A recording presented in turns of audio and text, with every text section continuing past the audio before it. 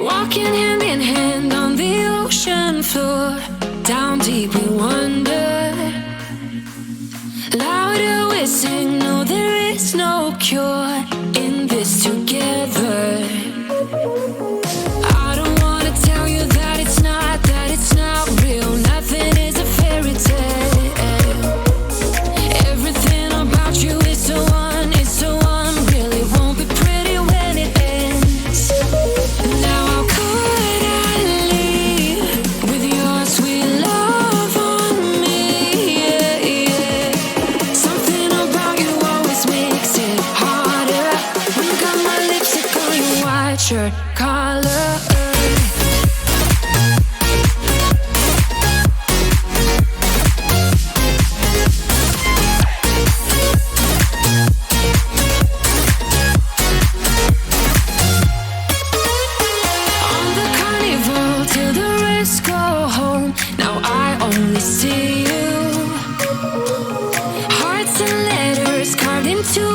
Shore, we'll never grow old.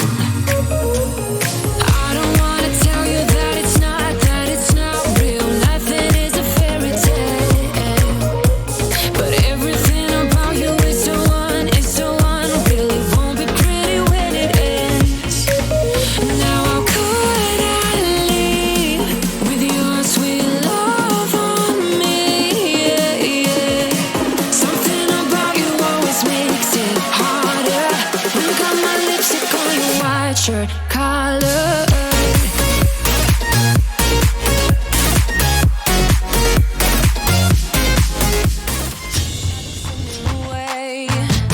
I'm gonna show you the tricks that I know. I'm getting tired of talking, and I need more of a show right now. It's time that you made your mind up. Lately all it ever does is change. Feels like we're only talking. Going round and around, back around. I will fight like no other every day. I won't stop like the others. I will stay. 'Cause now is the right time. And I'm feeling alright. I'm playing your game like I know I can win right now. You got me on tonight, 'cause loving you is like I'm walking a tightrope so high. I won't be turning around, no, I won't be turning around. It's the right time. I'm feeling alright. I'm playing your game like I will win tonight. I think I'll do it on my way. I'm gonna show you what I'm going through. Get you out of your comfort zone. 'Cause I need more of the truth right now. It's time that you made your mind up. 'Cause lately all it ever does is change. Feels like we're only talking. Going round and around, back around. I will fight like no other every day. I won't stop like the others. I will stay. 'Cause now is the right time. And I'm feeling alright. I'm playing your game like I know I can win right now. Yeah, it's just more fun to make you come up with the names there, Caleb, because you struggle so hard doing it. And, I am an, evil mastermind. Emphasis on the evil part. So I need you to come up with your own name. Too hard. it's like, I can't do that. It's like, well, too bad. Well, my So, last hey- character name was created by he's all over there. Yeah, I suppose that's true. Which, you still just kind of basically did your nickname backwards, and then I had you add an H. I added the H, thank you very much. No, I told you to add the H because I thought the H looked better in type. For flavor. Anyway, hey guys, welcome back to Tuesday Dungeons and Dragons. With our players, the guys, also known as DBASNM, or Doing Business as Sweet Nut Milk, if you're relatively new. I know Izal, like the unofficial group leader, is going to have to change the tax forms at some Once point. Arthur's out of this party, it's all gone. Yeah. Well, Art did disappear into a cave, potentially never to be seen again. I'm So, already working on the paperwork. Let's get this going. yep. And so basically, now that you're in the Elven lands, we're like, all right, well, now you have to reincorporate here. So you either need to come up with a new DBA, and you're like, okay, you guys are, the good guys, DBA, DBA S&M. So, anyway, hey guys, welcome back to Tuesday Dungeons and Dragons. This chapter 49 of the Adventurers in Athoria. When last we met off with our intrepid band of adventurers, they were spending time inside the elvish city of Ru Alatos, the only elven city that lies on the exterior of a kingdom ringed in an impassable mountain range. So this is a place that a lot of people gather, as it is the only entry point of trade to this kingdom. It's also ideally located for trade both here and with the Athorian archipelago, which you guys are technically not in right now. So you guys have kind of spanned two different kingdoms so far. Arthur, your group's, I guess, sailor slash monk lowercase m slash druid lowercase d, spent some time here trying to see what he could figure out regarding druid circles and animalism and bestiality and all that kind of stuff. Rude. Worse. And mostly just trying to figure out if he could find someone to tutor him in the ways of druidcraft. He managed to find such an individual and agreed to undergo something called the Trial of Earth, which involves him walking into a cave to do God knows what for God knows how long and end up God knows where. So he's gone doing that while the rest of you are kind of just chilling in the area at the Ancient Stag, and are attempting to figure out what to do over the following week. If I'm not mistaken, though, Izal, you were running around trying to see if you can pull up any tidbits about any kind of magic items that might be in the immediate vicinity or somewhere around. Yeah, any kind of rumors that was like, hey, there's a thing this way, or I've heard a story. Okay. There are two that jump out at you. One is if regards to a blade called Dreadfear, which is relatively known amongst sailors in this archipelago. Supposedly, it once belonged to a dread pirate named Morla, who was undead, and basically spent many decades, some say even centuries, traversing the seas here of the archipelago, feeding victims to his blade. He was eventually destroyed by a group of adventurers, and the blade was brought to the city of Er Ariellen, which was known as Baelton at the time, where it was held by the high mages at the time, following a coup d'etat sometime in the past. The blade went missing and is now somewhere in the archipelago. There are rumors that several other small pirate lords or roguish types have picked up the blade from time to time. But as far as you can tell, no one has been able to keep the blade for long. That's just what the rumor says. Secondly, one relatively native to this area of the world, some of the elves speak of a weapon, a spear, which they call Beast's Edge.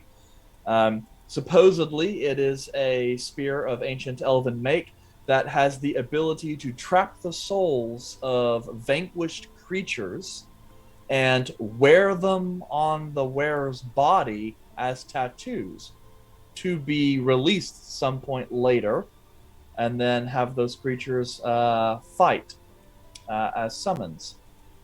Interesting. No one knows for certain where it's at, though it is rumored that the last individual who held Beast's Edge was vanquished somewhere in the middle of the forest of Tybel Say, and his body, along with the spear, was sealed within a tree. So, yeah, that's going on there. Volred went carousing with some people in a local pub, found a local, a high-ranking member of a local shipping magnate, who apparently spends some time in this area as well as his hometown. So that is good for him. Let's see here. Calum spending time with books, and so I imagine he's mostly shut in. Mostly only coming down for food. Unless you've got something else you want to do, Calum. I was going to say that I was going to spend the time this week making money with my Lear. Ah, okay. Good, because I know you had said that, or you had given some other stuff, and I was like, well, you don't really need to do that. In which case, just a performance check whenever you got it set.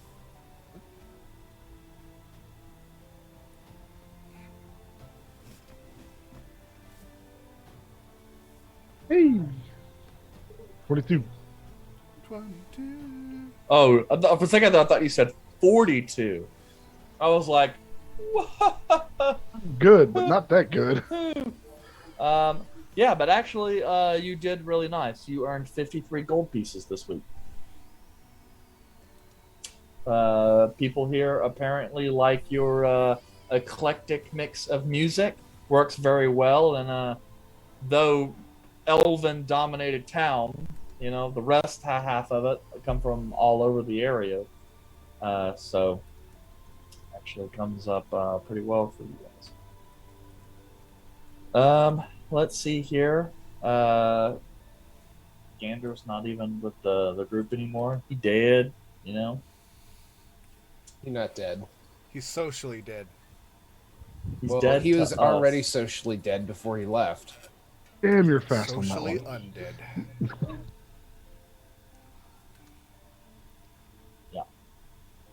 Just sending some DMs, you know, that DM life.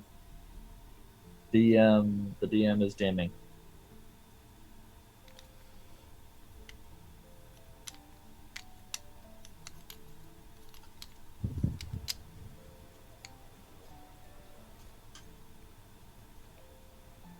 This Okay. is where we say goodbye to Ari's character. Bye. Speaking of, Art, sweet baby Art, known to his mother by the name Precious. I don't know, maybe. I don't know what your pet name for your mother is, or what This her, is your what mother's his middle pet. name is. Oh, that's a good question. Well, you'll have to figure that out, like when he dies, or maybe if he survives, then you can ask, "Hey, Art, we still need to know your middle name." Arthur Asparagus. Whatever Listen, his last name is. I don't want to hear anything from someone who won't even tell their first name.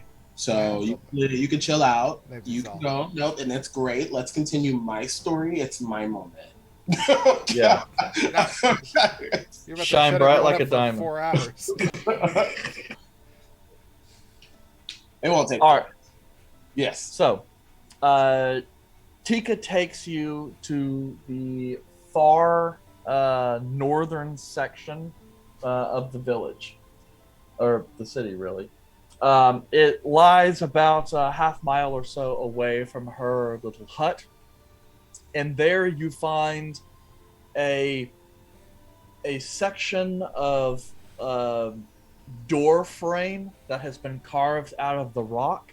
It looks as though at some point a door was present there, but later removed. As you stand at the precipice of this entryway, there is this steady, cold breeze that exits from the cave and hits you enough to kind of jostle up some of the free sections of your clothing, and to give you an idea of the much more frigid temperatures that lie within. As Tika kind of makes her way over to the door, she kind of glances back. This is the entrance to the Trial of Earth. As for what you'll find here, it is different for each person that passes. It's a maze in there, and my only advice would be to, well, just follow your intuition. Into. Great. Into the door. Got it. Follow into. It's just, if you get a feeling as though you should travel someplace, do that. A druid's skill lies on meditation and a surrender to nature. So just allow your natural intelligence, a gut feeling, just trust your own decision making. Okay. So I know you haven't been in here, but you think it's all going to be that cold in there? Like it seems pretty. I can't say, but some of the areas here are governed by nature. I imagine you'll find some places that are cold, some are hot, some are wet, some are nigh impassable. Cool. Art will reach into his backpack and grab like his warmer clothing for the top, at least the top, like just like a jacket. Okay. So basically, you don't actually put a shirt on. Yeah, basically. Okay. All right. So I just go in there and you close. Well, it's not really a door. I just go in there? Yes. Don't worry. Once you get far enough in, I imagine you'll find it nearly impossible to get back out again. That's fun. Okay. All right. Well, thank you, Tika. If I don't see you again, even in the small amount of time that we've had an opportunity to know each other, you've been very nice. Well, I wouldn't say thank me yet. Perhaps you should thank me if you happen to make it through. I mean, I can be thankful of you now, even if I don't make it through. Well, good luck. Thank you. All right. Arthur's going to grab one of the torches that he has and just kind of holds on to it. It's not dark yet, but I'm assuming it's probably going to get pretty dark in there. Mm-hmm. And then Arthur will walk in. Okay. You walk in, and very quickly the feet kind of beneath you go from this kind of natural earth to something more like paved stones, and then back into natural earth as the kind of humid, damp cold around you kind of slowly swallows. It doesn't take very long before you have to light the torch, and you can just kind of see the hallway before you kind of going out and then coming back in and then narrowing and then just kind of uneven. And no branching passageways. Before long, as you kind of glance back, you see the light from outside has entirely dissipated, and the only spot around you that you can see is what is being illuminated by your torch, which is just walls about 5 foot off from either side of you. Is there anything on the walls or Um, anything that I notice? yeah, as you can kind of like look around, it's rather natural, but you can see sections where it looks like symbols or hieroglyphs are just kind of haphazardly carved into the stone. Nothing that makes any sense to you, um, and you're not entirely sure. Some look very old, as if they were put there and then weathered over an extremely long time. Some appear much newer. Some appear to have been completely weathered out. But you said none of which makes sense to me at all. Nope. It's just it's kind of like a mixture of like Egyptian hieroglyphs and like cave paintings. Okay. But they're just individual symbols. There's not a collection of them to give you any context. Okay. After about a half hour or so of walking, you feel the floor beneath your feet go back to pieces of like flagstone, and you find yourself in this hexagonal chamber. You come in on one side, and the opposite three sides each hold an identical door that goes off in a different direction. With the torchlight, you can't see what lies beyond the threshold of each archway. But you have to pick one of them. Does it look like any of these have been traveled? Does not appear to be, or if they do, they appear equal, or as if people come through here in a low enough frequency that the natural airflow in the cavern is able to just kind of take away any footprints or evidence. Is there any like natural adornments to any of the doors? Nope, everything looks surprisingly simple, 100% for function. So I have. Which direction did I come from? Well, direction is somewhat relative, but you come in, and then there are two sides that are flat that flank you, and then the three sides on the opposite side of the hexagon, as in directly across from you, and then ahead and to the right and ahead and to the left, all have doors. So I will make a little small scratch mark in the doorway that I'm coming through. And then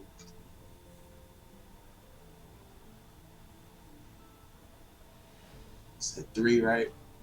Mm-hmm. I will go to the one to the forward and to the right. So not directly forward, but Okay. You head off that way. In this case, about 100 feet or so, and then you hit a staircase that just kind of slowly ascends before evening back out again. You assume you must, judging by the general wear on your thighs and back, you assume something like 9 or 10 stories of steps. So quite an ascent. And as you kind of reach the top, you're just like, oh, thank God I'm in such good shape.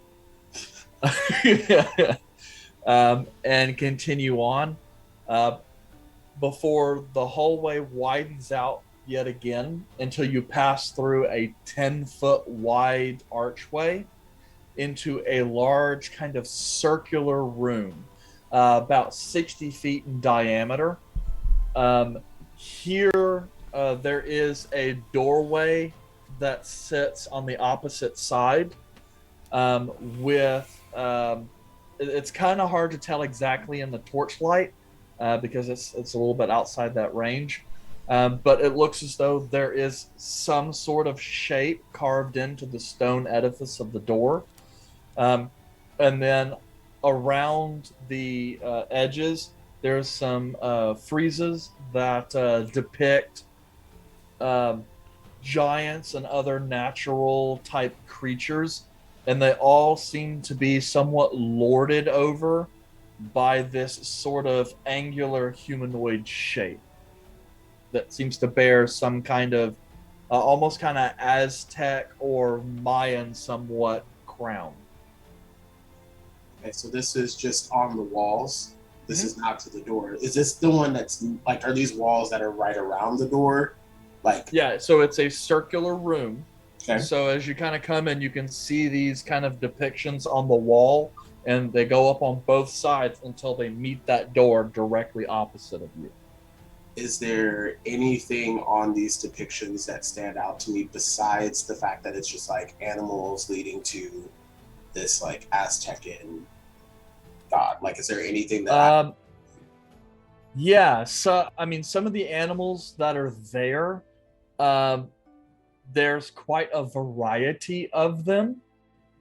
Some that you haven't ever even seen before, and believe kind of exist in distant lands. Additionally, it also looks as though there's some sort of living plants that are also kind of surprised, because you can see like some of the trees that are kind of in the background also seem to bear faces, and they come in a variety of shades and colors. these are all in the murals? Yeah, so it's kind of like Noah's Ark, but replace the Ark with some weird humanoid and throw in living plant creatures there too. Okay. When I get to the door, is there anything that strikes me that's like interesting about the door itself? Yeah, it's a as you kind of get there, the door is a distinctly irregular shape. It's almost as if like the door is made of stone, and it appears to look as though it is some kind of humanoid shape that has contorted itself down into rectangle size, almost as if like some stout little creature has kind of crawled into the doorway, turned itself into a box, and just sat there. Though the relief is somewhat slight, so as if it was carved to look this way. We don't have any other doors or nothing on the ground that I see that stands out. Nope. And as you just kind of take a quick glance up above you, it just appears to be like the seasons. So you'll see a day sky and a night sky and a day sky and a night sky just kind of whirling around up there. Cool. The iconography is nothing that you would recognize from your druid studies, such as they are. Cool. I'll go through the door. Still the other way is back. All right, so you kind of are looking around, trying to see if you can like grab a hold of like this guy's arm and kind of pull on the door. As you go to pull on the door, you feel the kind of doorknob that looks to be kind of like a hook of a hand slowly start to close in on top of yours. You instinctively pull your arm back to avoid it being crushed, and then you see cracks appear in the door frame as the door seems to shift and move, and these sections of stone that look like hands and arms actually crack and reach out towards you. And then it's almost as if some sediment and loose stuff that's kind of gotten in the cracks kind of gives way. And this kind of stone humanoid is reaching out and is crawling and pulling himself out of the doorway. And over the period of just a couple seconds, this large, like 12-foot tall stone golem stands before you, and you can see these kind of druid markings that are kind of all over it. that appear to be spell markings or it's hard to tell because you don't really have any druid learnings, but you do recall stories of like your mother telling you about how sometimes dreams, simply dreaming them, can be made manifest. So it's similar like that to maybe some of the stories she would have told you as a child. But there stands before you is this rather large stone behemoth. Right. And so if you wouldn't mind rolling me an initiative. Absolutely. Oh, shit. I got a 2. Well, I got a 15, so. I got a 2. Oh, well. That's par for the course, though. How far from this stone golem am I at this point? That's up to you and how far you'd want to back up. I assume you're with your movement, so you basically have all of that. And of course, it takes them a couple seconds to get out, so. Okay. Yeah, I want to be at least 20 feet away. Do you think I would have had enough time to do something before the battle itself starts, or is this just... I would say no, just because this was a surprise. Okay. Not that you're surprised, Yeah. but it was a surprise, so you didn't necessarily have a chance to get ready. That being said, though, you did take the initiative. Yeah. So I mean, so the brief druidic that I know and understand at this point in time, would I be able to ask if this thing is violent or intending on hurting? To ask? Speak to it. Okay, you can speak to it. As you kind of call out, it just kind of looks at you and then looks as though it's going to get ready to shamble towards you. You see kind of its mouth kind of contort into like the angry tiki statue look. Okay. So this appears... I mean, you don't want to stay still because you're pretty sure it's going to hit you. And I would say that, I mean, I think you got an okay passive insight, right? My passive insight is 17. Yeah, so just by its body language and the sort of urgency it's got towards moving towards you, this thing definitely means to attack.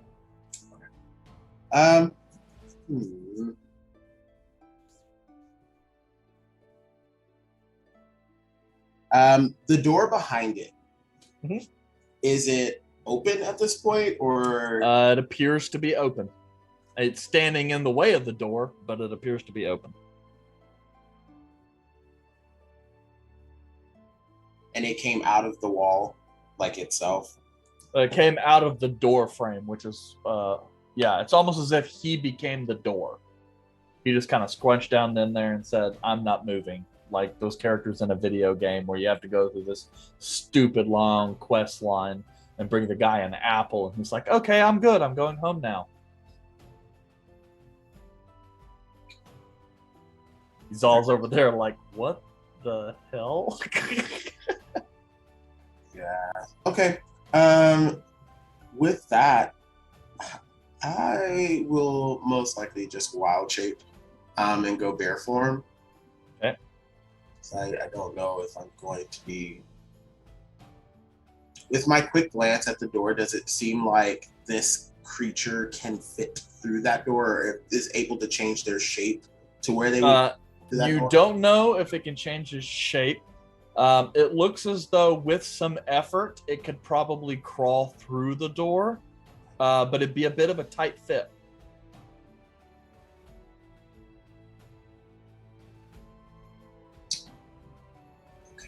I'm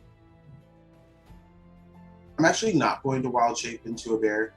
I am going... How big is the room? 60 feet in diameter.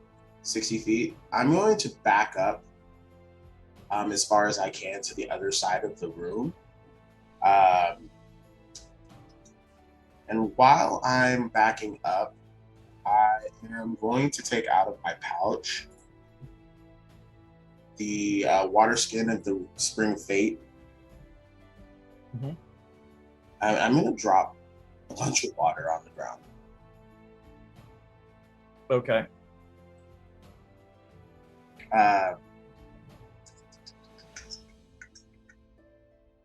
And I will ready myself by...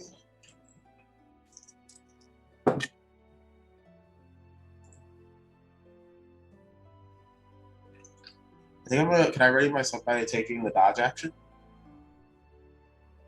You're gonna ready an action, which is dodge? Yeah. Well, I'm going to take the dodge action and prepare. Okay. Okay. Because I was like, you could just take the dodge action. Yeah.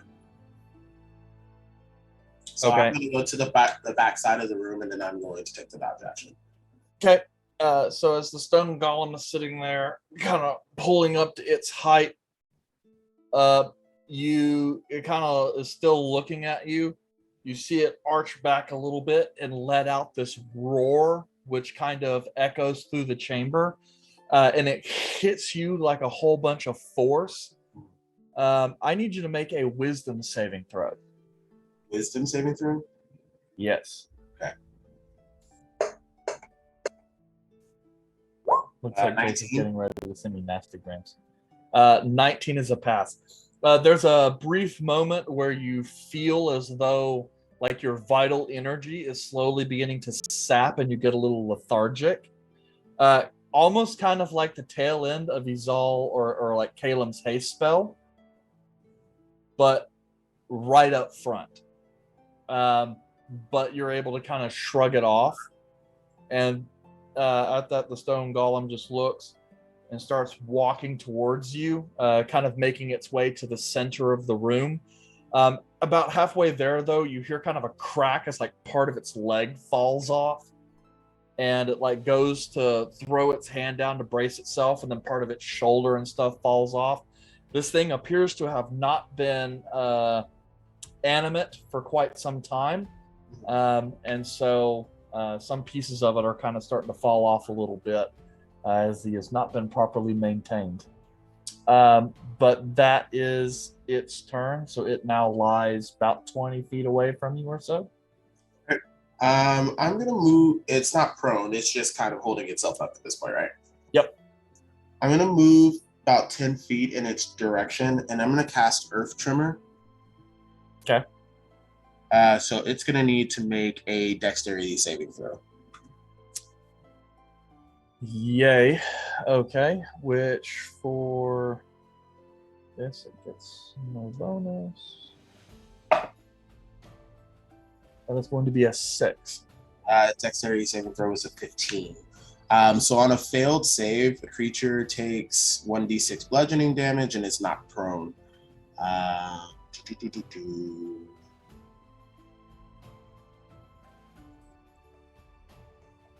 It will take 3 points of bludgeoning damage, but it is not prone. So I move 10 feet toward it, cast that spell, and I want to take the rest of my movement to get behind it without getting in range. Okay. And when you say without getting in range, so you're talking 5 feet, 10 feet, 15 feet? I'm talking, it's 12 feet tall. Mm-hmm. So you imagine it's probably got some range to it. Yeah, I want to stay outside of 15 feet. Okay. So that I would imagine that's not going to put me on the exact opposite side of it, but it will probably put me somewhere closer to the door. Yep. So, it gets hit with that earth tremor. Though it doesn't look like it hit it for very much, you see a large section of the ground crack and pieces of stone that was holding its weight slide. That one arm, its center of mass kind of very quickly moves forward, and he goes and hit face plants the ground, further cracking some. As the golem kind of slowly gets up, you see like part of its face falls off. As it kind of slowly gets back up to its feet and then moves around to you, and then just kind of takes a couple steps forward, and then first with that broken hand just kind of lunges forward, trying to slam you into the wall. Natural 1.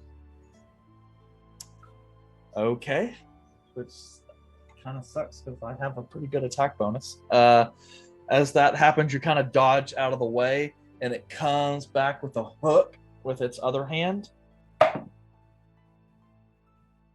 That is a 13, which I'm sure misses. I'll miss.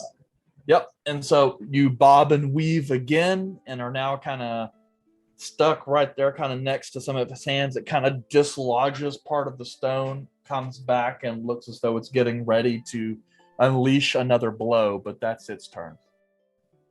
Okay, so I'm now within range of it at least. How far am I from the door at this point? See, you moved around probably like 20 feet. 20 feet. I'm going to use a key point to do Step of the Wind to allow me to disengage. Okay. And then I will... Wait, hold on. Yeah, so I'm going to take the disengage because I'm assuming I could get hit at this point.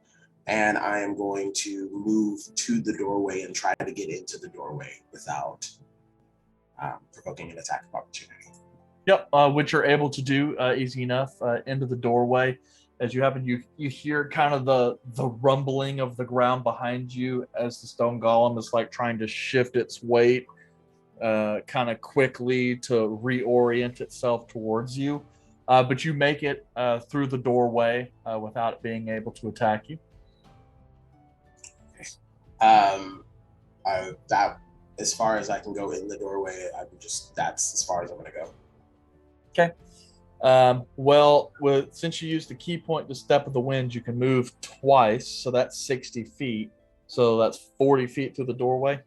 I can move twice, which means that is 80 feet. Is that right? Because you're a monk.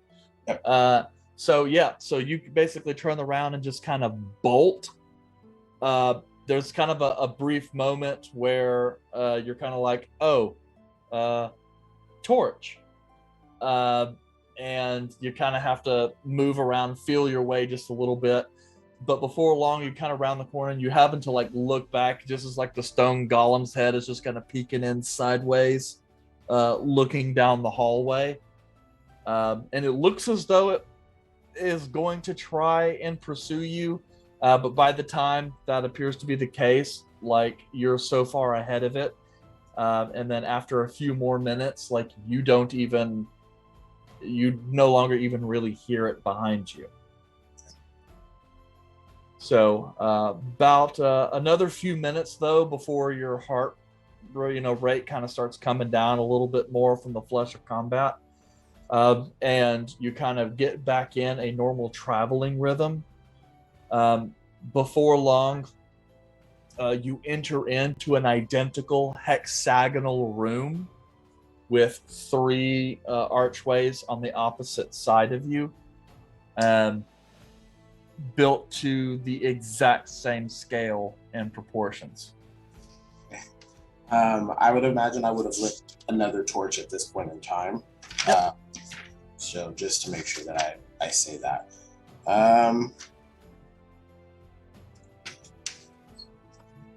Taking notes on this. Close my book. Okay, so anything about this room? Wait, now that I know that guardian or stone golem was there, was anything? Can I recall anything about that previous hexagonal room that would have led me to believe that there was some type of test at that room? No, not that you could have seen. I mean, I guess when Tika told you to just use your own intuition, That's really seems to be about the only thing you can use as any kind of guide down here. Okay. Uh, So it's Interesting note though, as you're kind of going, redoing that and looking around, you're looking around at the doorways, and you see this chamber has been marked. In fact, appears to be the exact same mark you had left in the previous chamber. so the door that I walked through Mm-hmm. appears to be the same doorway. Yep. Okay. So if it is the marking that I left, I would go up to the rightmost door, and then I would leave another mark. Okay.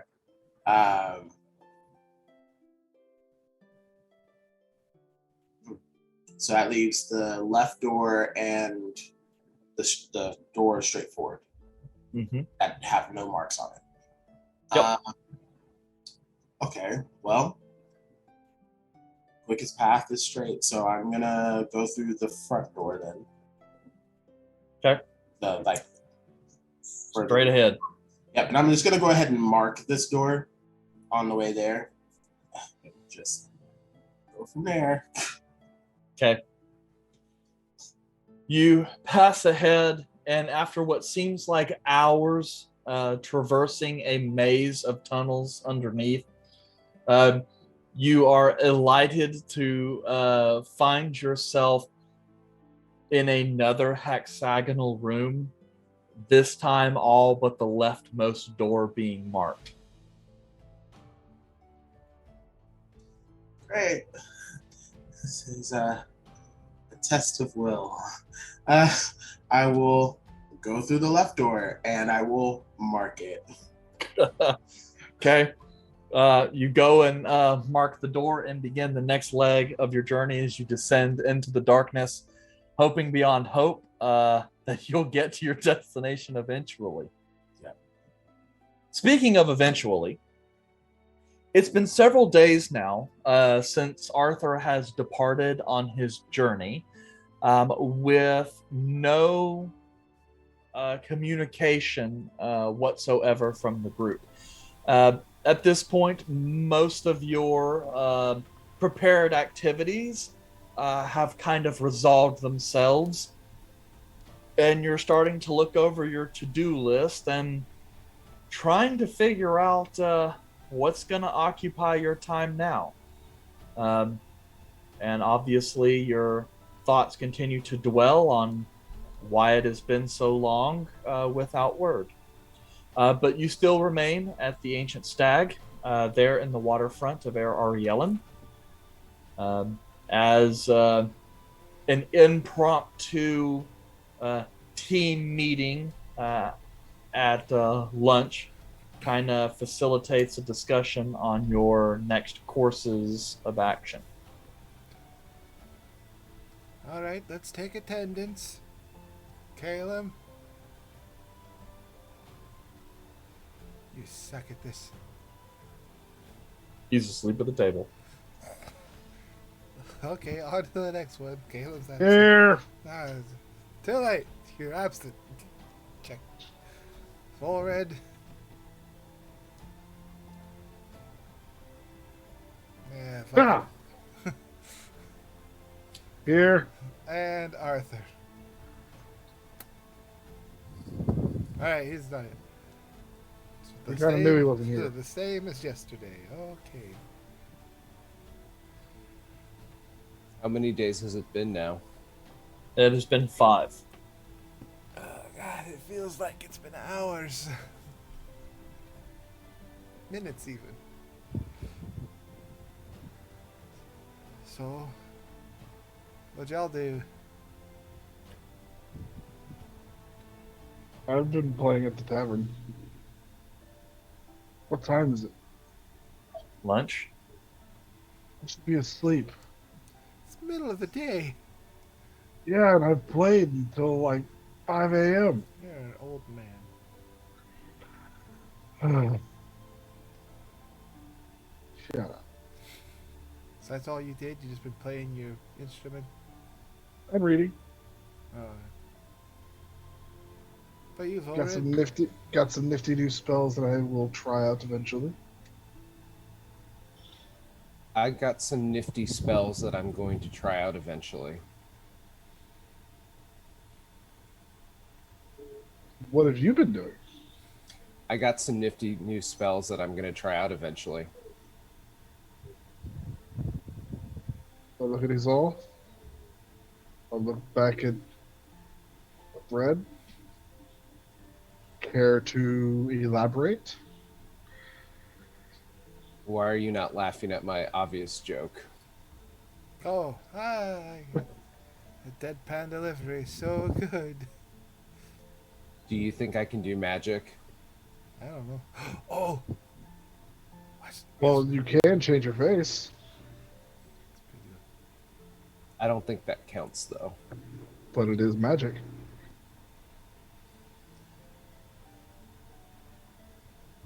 That's a hat. But the hat is magical. So does that, but Volred's not magical, just the hat is magical. Is it a booyah booyah or a booyah booyah booyah? But yes, like Goblins in here. It's all booyah. I didn't know if you found a magical item that could make you do cool stuff or anything. Not yet. But I did talk to a business owner, someone who owns a fleet of ships. So if we ever need transportation, we could utilize his contact. His name is we'll I just sent you the name. The Atlanta Falcons. Werner Vosch his name is Werner of Arendelle Shipping. of Arendelle Shipping. I'm definitely writing this down real quick. It's in your private. Oh, you're set to do not disturb, so you were probably not notified when Oh it's shit. Okay, my bad. Let me change that. He only So- has you set, so he doesn't get your messages. No. There we go. So let's rewind that. His name is Werner Vosch of Arendelle Shipping. Arendelle Shipping. Neat. He was Very nice. aware of where I'm from, so one of his ships could take us there when we're ready to eventually make it to Kyosa. Good to know. DM, did I learn any information about any current goings on in Kyosa from him? Just that your family has been surprisingly quiet with some of its social engagements. They still continue to throw parties on the regular. But yeah, you also heard that there's some issues going on as some of the trade princes in the free cities are trying to expand their businesses in a way that would cause some economic hardship for your family.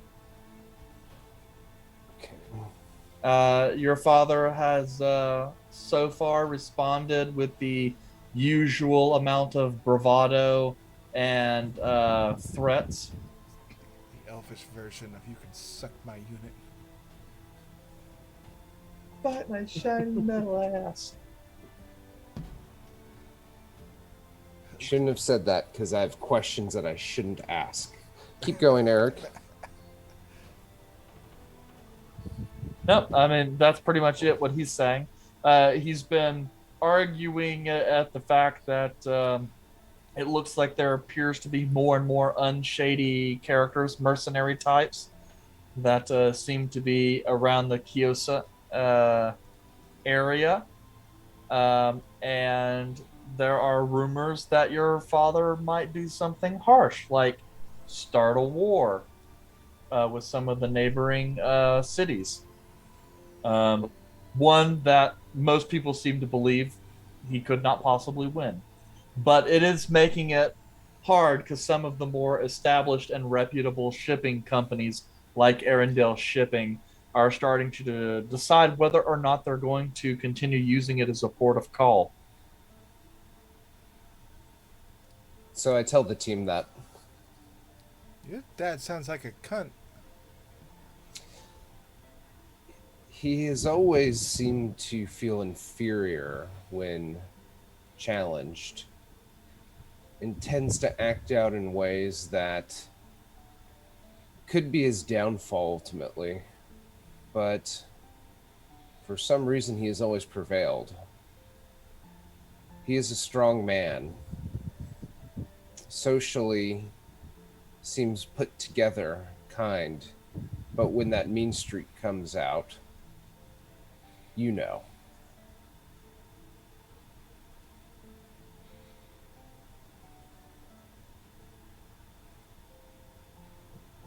Neat. So we're gonna go kill him, or like, what's the plan there? Unknown. I feel as though some form of espionage will need to occur before anyone is slain.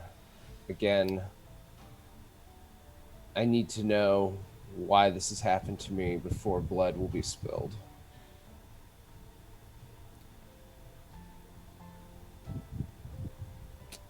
I figured out I could do this.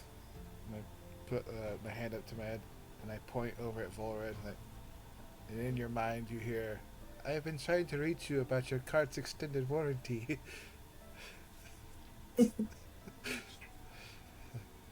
No. Oh, he What hung up. happened? Oh, I did this. I point at Caleb. I told him I've been trying to reach him about my. It's not. It's funny. Now that he knows what I said. And then stop it. Why to do that? Oh, I got real pissed off at someone a few days ago, and I think they heard what I was saying, so I tested the theory a few times. So are you saying you can project your voice into our minds now? Yeah, only like short distances though, and I kind of have to know where you're at. Based off what I've done, I've pissed off some people for fun. How did you learn that? But I had to study to get that. Someone made a few comments about me that I wasn't very appreciative of, and I might have thought something, and I guess they heard me, and so I just kind of workshopped that for a while. Yeah, you were imagining a scenario where you told them off. I was trying to be nice, I didn't say it. But apparently, there was a fax that went through. Was that about 5 days ago when you had that drink? Yeah, I felt all bubbly the next day, so Because it might be related. after I had that drink, I felt much more. You look more cut. Yeah. I don't Looks feel less nearly like as a weak as I wafer did drug before. addict. Like, Less Christian Bale from that one movie, and more Christian Bale from The Dark Knight. Yeah, he definitely looks like he's getting enough to eat now. but I didn't know if that was just me. They got the maybe like a short wave messagey thingy. I wonder if we drink more of it, more of this stuff will happen. Don't. You know, I don't know what it takes to make someone suddenly have a magical ability, but I'm pretty sure the downsides to that could be very catastrophic, so I'm gonna pass on the rest of the opportunity. You're not wrong, but it's one of those things you just got to think about and then say no. But it's like you get handed a deck of many things. What are you going to do? I don't know what that is, but oh, I guess I can do this, and I gesture vaguely with my hands in front of me, and like an image of a boat appears. It's all kind of off-colored a little bit. It's roughly a hologram image, the quality of the Star Wars films. It's all grainy. Like, look, I made a boat. Nice. It's about as good as it gets, though. It doesn't do much more than that.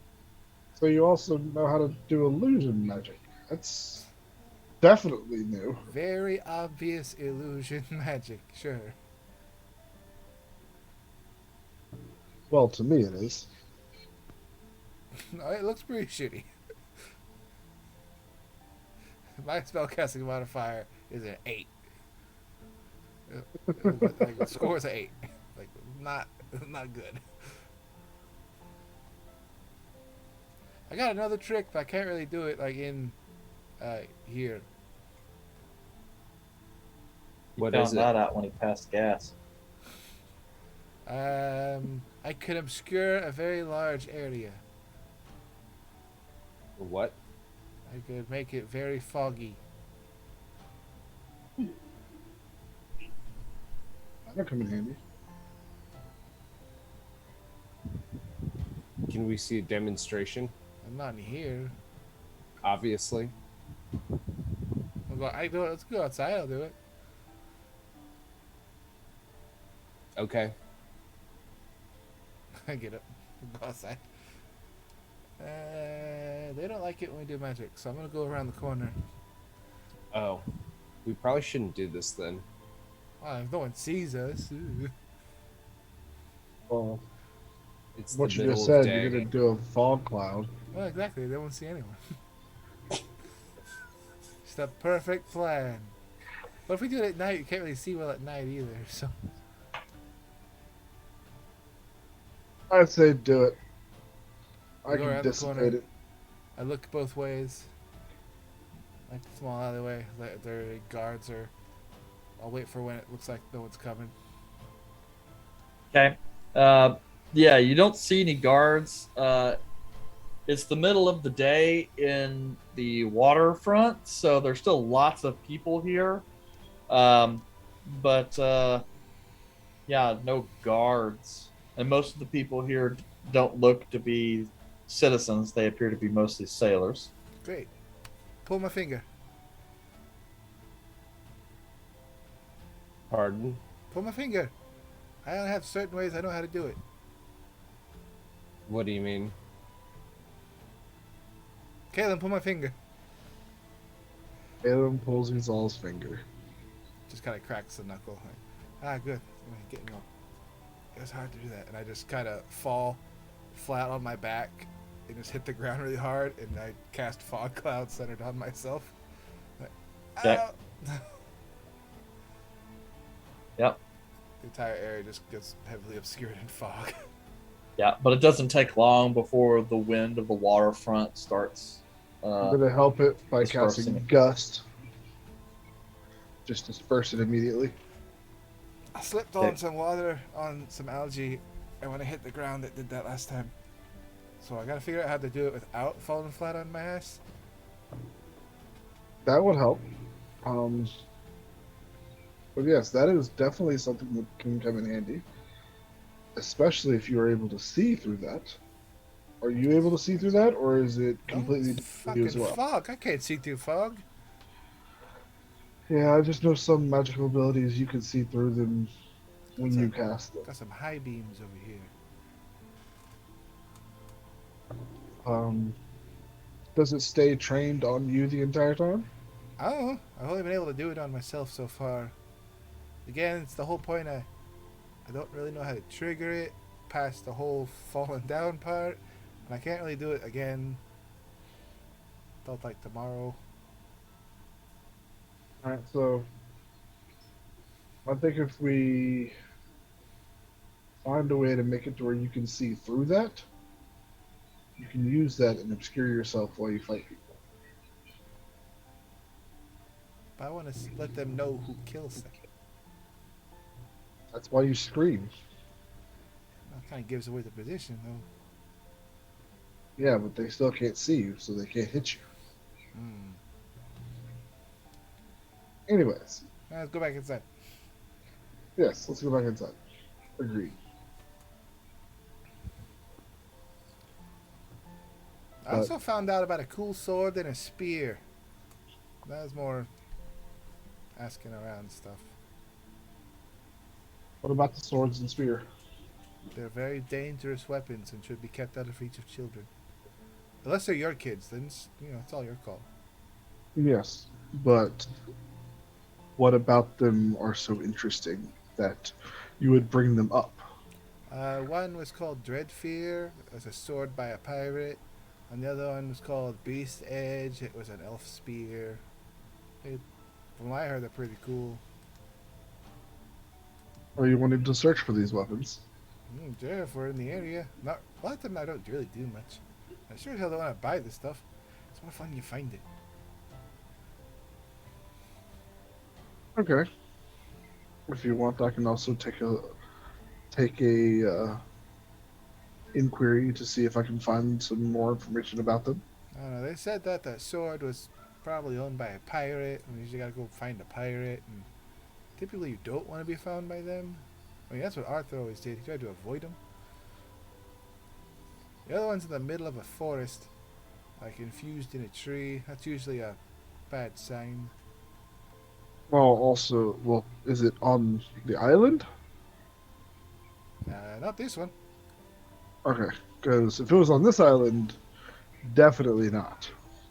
And But- Nope, that's not it. It's a That was the sword. Was sword. in Ariel, and then it's not there. Say. Yeah, this one's a Tybell say, so it's here. Yeah, the problem is Beast's Edge is The spear's here. allegedly. problem is if I got We disconnect this go- phone sometimes. It's getting hearing voices. I am God. the problem is that if we go by searching for things that are stuck in trees and investigating inside trees without a good reason, we're more than likely to get evicted. What if we had a druid with us? We did. Okay, so depending on who comes back. But if that's something you're interested in, we could probably see if we can get more information to actually go about and search for it. And see if we are able to search for it.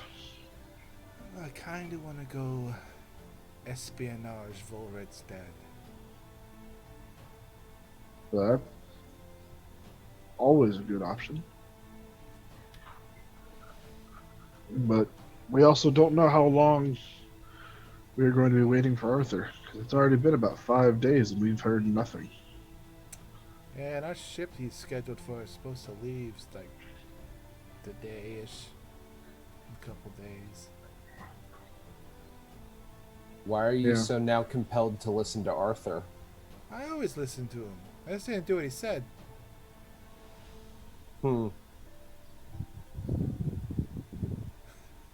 Fair. Now I can just hear him now yelling at me not to drink alcohol. I did it anyway. But Should we hang around What- another couple of days to see what happens?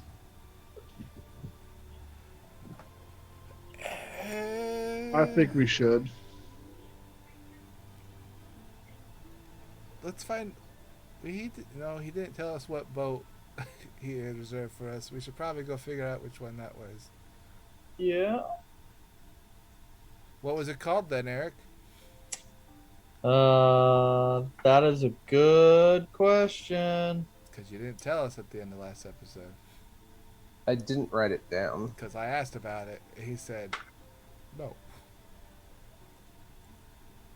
I didn't write it down. And What if we just name it the Reef Queefer?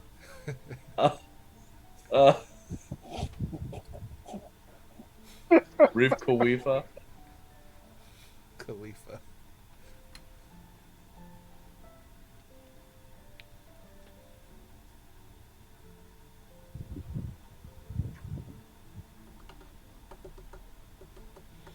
No.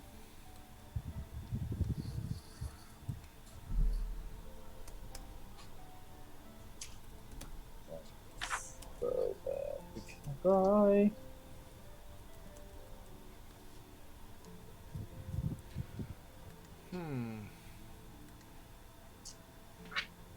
Well, I don't want to give you a new name on the off chance that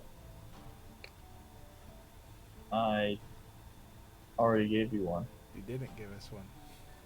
But suffice to say, there is a boat somewhere. Bodie McTuggy.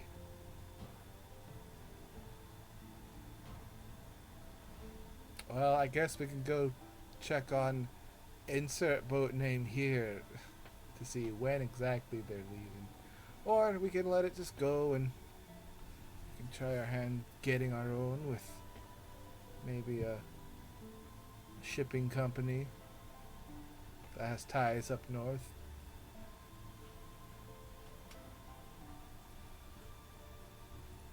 Yeah, because I think the one that Art lined up could take you all over the place here in Athoria, because they kind of do a loop. But I don't think Kyoxa was on that list. So if that's where you guys decide to go, to the free cities, you might have to cultivate Volred's lead. I mean, why do we need to find the ship if we're not going on it? What are they going to do? Charge us? They don't know who we are. I need to know if they're leaving like today or if we have a few days. It was scheduled for 5 days. Dang. Well, we're gonna leave now or wait a few days. You guys could have already slept through it. They could have been gone by now. Who knows? Fuck, there was a morning lift.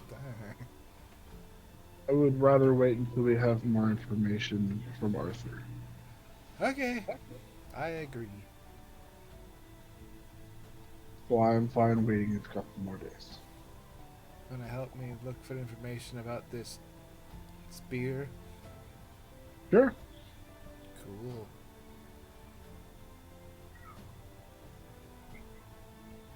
So yes, DM, we will wait a couple more days. Okay. And while we're waiting the next couple of days, me and Izal will both research about Where would we look specifically? and if we can search for it here without getting in trouble. Caleb / Izal. Let's do a persuasion and an investigation. Roll. One of you guys just pick whatever you're gonna do. Because I guess I'm gonna change this location because Jace likes to keep setting up this camera off center. I never move the camera, Eric. Yeah, well, 100% on you. I don't believe that. I'm gonna blame you. There we go. I could tell you for There we sure go. I ain't touching shit. What'd you roll? Anyway, What did you? Which Who's one did you Natural gonna- roll? 20 for 26. For what? for what? Investigation. Good. I'll So roll that means persuasion. Izal's persuasion. Izal can be very persuasive. 1. Very persuasive. Okay, Izal Did you get manages advantage? to. No. Izal manages to rub some of the locals the wrong way. In how. Again. I made it Well, already. here's the deal. Like, They already don't dwarves like me. and elves have very different cultures, and basically, they object to Izal being so forward. Some last names were said. It's like, now I'm in trouble. Yep, and it's like, oh, you know what? Nope, never mind. Why would I tell you anything about our homeland? But Caleb, you're more diplomatic means, and your more general, how should I put it, natural aesthetic, leads you in a little bit of the inroads. One of the locals does tell you there is a place here in town that you might be able to go to, as the bartender there is a former adventurer that happens to know quite a little bit about some of the various items, locations, and peoples of this region. And possibly, if you gave him a little bit of money, might be willing to give you guys some insider information. So I'm gonna meet back up with us all. So what'd you find out? People here are mean. What happened? I may have said one too many things again, and I'm not allowed to go to the west side of town anymore. Not allowed? Well, highly suggested that I don't go back there, or there will be violence. Why? Racism, mostly. From you? Oh, Oh. bunch of bigots. Well, I portray the information that I just got to Izal and Red. Oh, thank God, that's much better than mine. Yeah, that's all you have to do is just be nice to people. I was.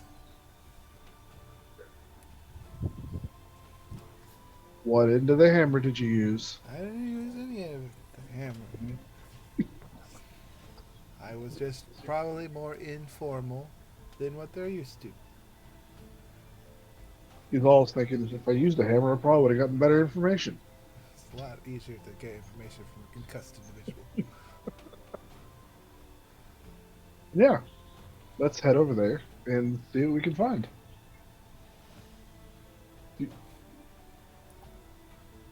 Okay, Right. good. It's not on the west side. We went How do you know it's not on the west side? Hadn't even I'm- told you yet. I am visualizing it on the east side. I assume we went in opposite directions. Well, lucky for you, I guess it would technically be on the east side. Over there with Little John and the East Side Boys. Okay, so Caleb, you take your compatriots and head towards the Undercity, which is a section that lies underneath, or actually within the mountains on the northeastern and kind of eastern edge of town. It's mostly only for locals, but it's not that far off from the adventurers' quarter. So occasionally some out-of-towners like yourself do find your way there. It's just kind of a nice place where locals like to go, spend time away from the riffraff, and get really good views of the city, particularly at night. So as you guys kind of reach there into a section of the Undercity, you are on the lookout for a tavern called the Kindly Dragon. And after making your way through sections of the Undercity and coming out on an external kind of walkway that's cut out of the mountain face, you find it kind of set into the mountain. So, like with the mountain face, it looks like they kind of dug a road out of the side of the mountain. It's covered, however. So from where you're at, you sit about 100 feet or so up over the rest of the city. So you actually get a wonderful view from here all the way out to the waterfront. And other than a stiff, breeze that's a little chilling, it's absolutely gorgeous. And there are all kinds of like moss and vine plants and stuff that are growing all over to give this place the sort of nestled out of the way, yet still very close to everything and stunning views that you've been led to believe. You enter the Kindly Dragon on the second floor. There is a bar there as part of the main bar. There's also a couple staircases that go down into, I guess you could call it a basement level, but that's the main part of the tap room. So you guys kind of come up on a second floor, kind of catwalk balcony. As you kind of make your way into the tavern, you see an elven gentleman off to your left, about 30 feet away, tending the bar. He's got kind of his hair kind of braided on one side, and the other side is just kind of left loose. Uh, he's got this kind of dark brown hair and this olive complexion. You also looks as though he's got some kind of tribal markings a little bit on his face and kind of a tasteful, like blue, green, teal color. Um, Even from where he's at, you can see him like polishing some glasses and kind of gives you guys the side eye, glaring at you, uh, very clearly standing out from the rest of his patrons.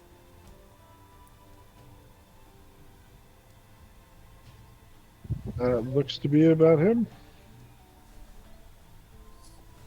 You ready? Yeah. Sure. How much money you got? I have probably enough. All right, let's do what we got.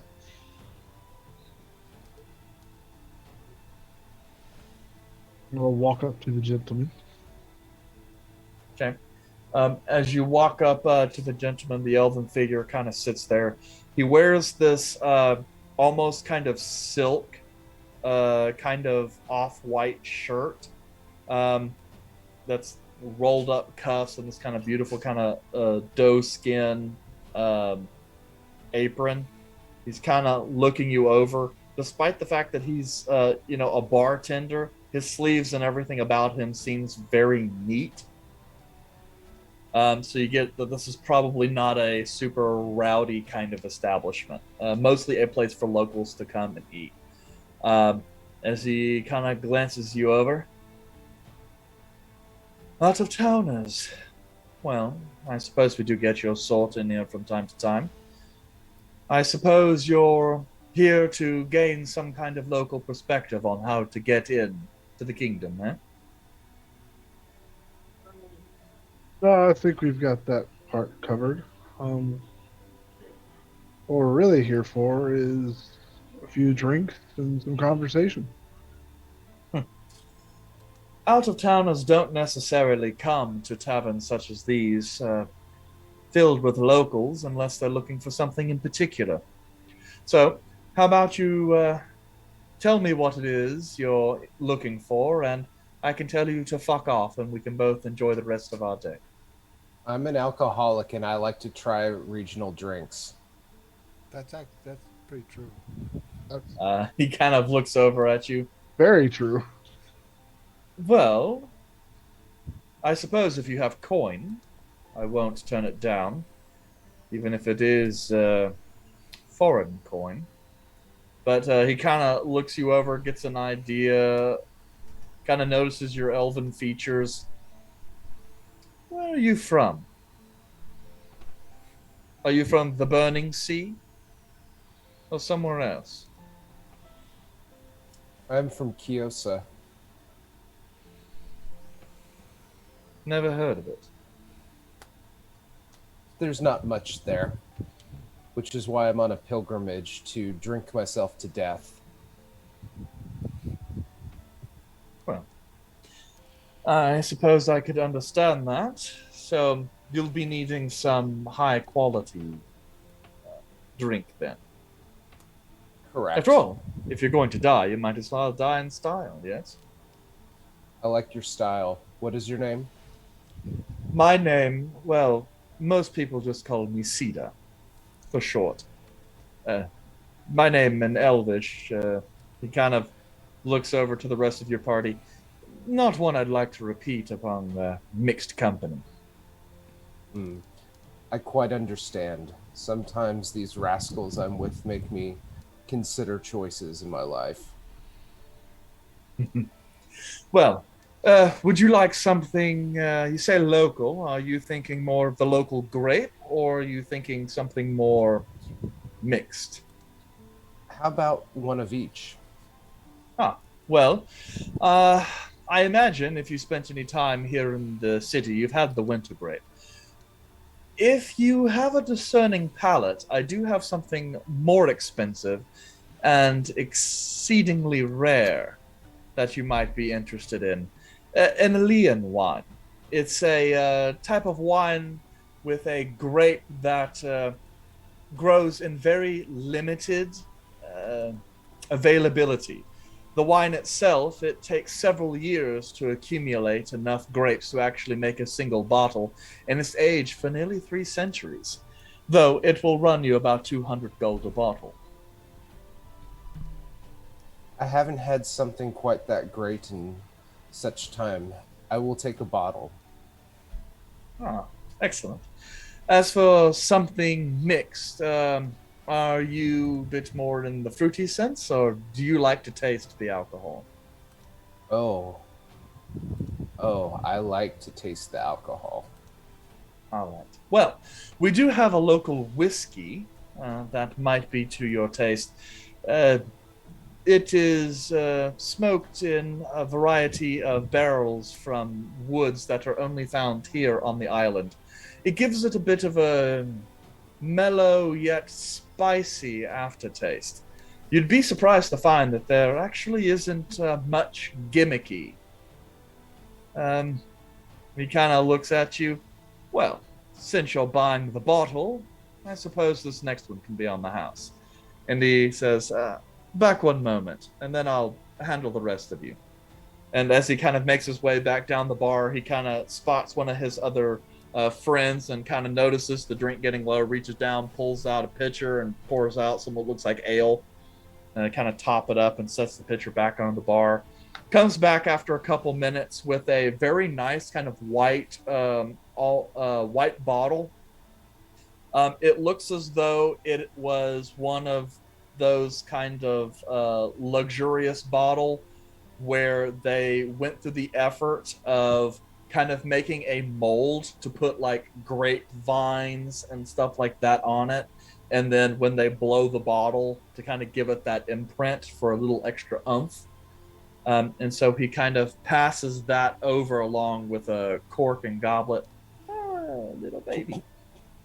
And then sets down a glass and kind of puts you about 3 fingers of whiskey in that.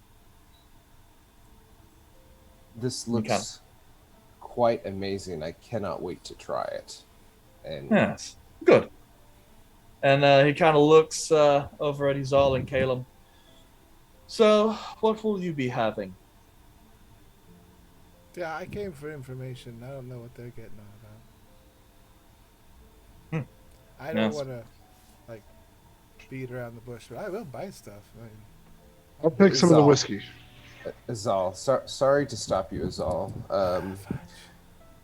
My friend here is excited. This is actually my interest that I am trying to find.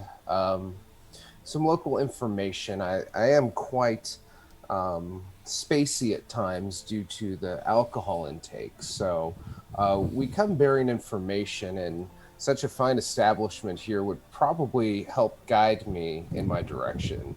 Azal, would you care to explain exactly what you're looking for? What we're looking for? yeah, there's a rumor about a spear buried in the forest in a tree. It's at the center of it, called.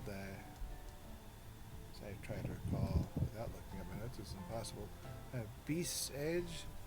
Rumor has it that the owner of this establishment's a former adventurer and knows quite a bit about different things. Roll me a persuasion check with advantage.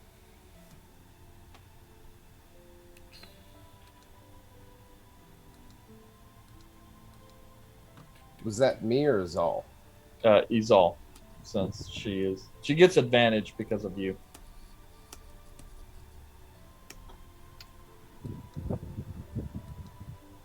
I'm bad at this game. I got 8. 8. Better than the 5. Okay. Cheetah kind of looks at you and says, well, I don't really see the point in giving you that sort of information. After all, it's not as though any of you will ever get into the kingdom. So it's not like you'll be able to do anything with the information. And besides that, well, it's not as if I would want a prized elven artifact to end up in the hands of foreigners. Uh, no disrespect, my friend, gesturing over to Volred, but you are not one of my kit. That is understandable. What would it, though, take for some credible information? You see, before I binge myself to death, I would like a heroic story to present in the rest of my travels. Perhaps hearing some more information about this object will make me seem more credible before I make my final bow. I put a gem on the table, a really expensive one. Like, you know, I would also for free. I would also like to point out that yes, it may be an elven artifact, but it is currently lost and not being used. So, wouldn't it be better if an individual were to find it, and then eventually it would end up back in your elven kin's hands? Well, it is better that it should rot within its resting place than to be wielded by an outsider. You obviously don't know much about the people here. Tybel Say is a kingdom that is constantly having to defend itself from outsiders. This is one of the few pure elven lands, mostly untouched since the Sundering.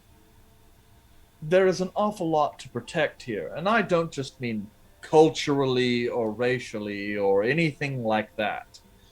There is places and history and locations that must be preserved. And most of the people that attempt to come to this island seek only to exploit it and the power that it holds.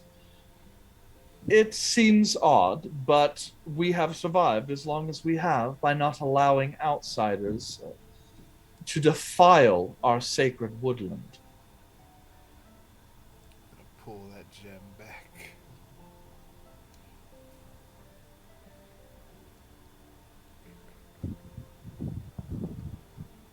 I'm thirsty though.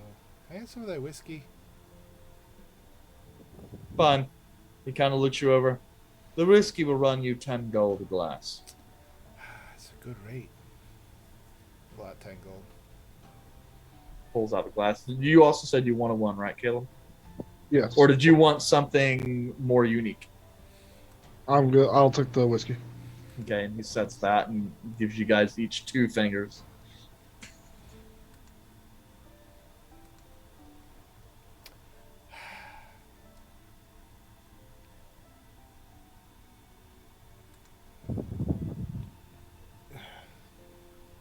He's just kind of looking at you. Looks over to Volred. Your friends give up quite easily, don't they? No, we don't. I'm just trying to find something to say because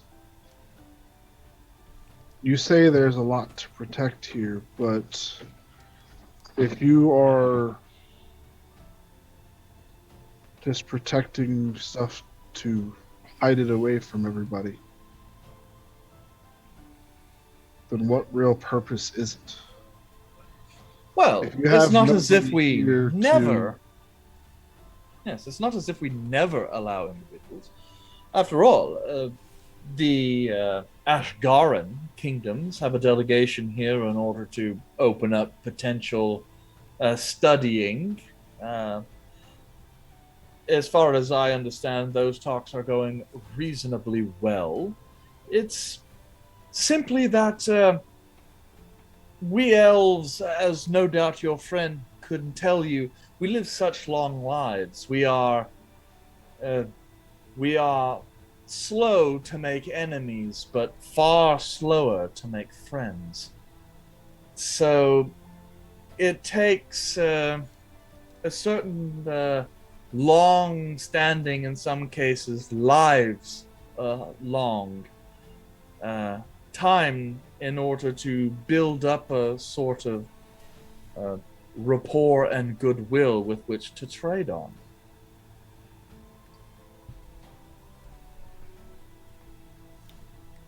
While I understand that, would not a show of good faith also go towards that and let somebody in?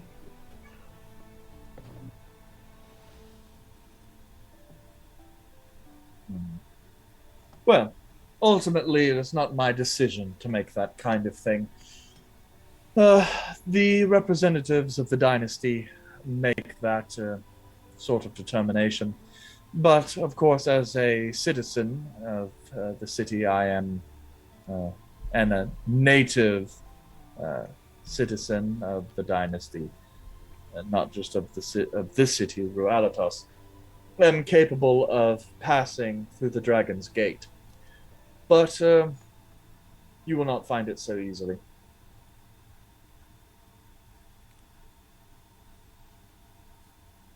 What would it cost us to get more information? About? The spear that we have talked about. You obviously have a price. You're just trying to dance around it. Well,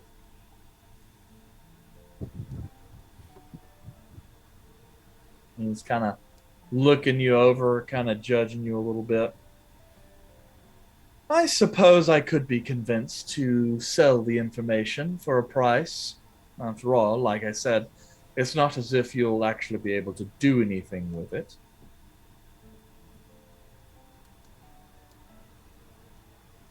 But,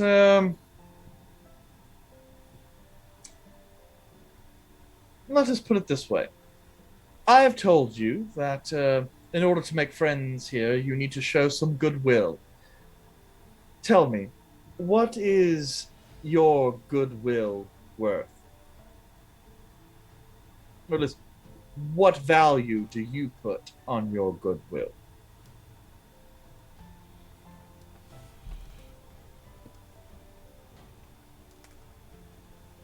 And Caleb's like, 13 gold pieces, because that's all I have. I have more than that, thank you. I know. You were like broke and then got 50. So believe it or not, like, you sunk a considerable amount of your net worth into that whiskey you're drinking. No, I still got plenty. I just couldn't afford transcribing a third level spell drop of a hat, which costs 150. Anyways. Well, yeah. After you had to pay 75 for the spell itself. Yes, but that was a first level spell, regardless.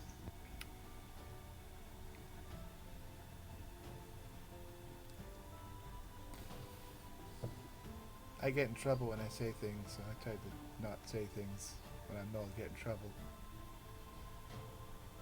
As far as a price tag on our goodwill, I don't really know if I have one. But I do know as an adventuring group, our goodwill is Priceless.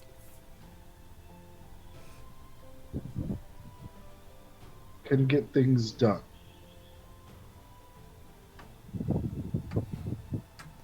So if there's something specific that you are wanting or need doing, we can work on getting something done to go towards the payment of more information for this. I suppose that's true, though I'm not entirely sure what you could bring me or do for me in here in Rualatos.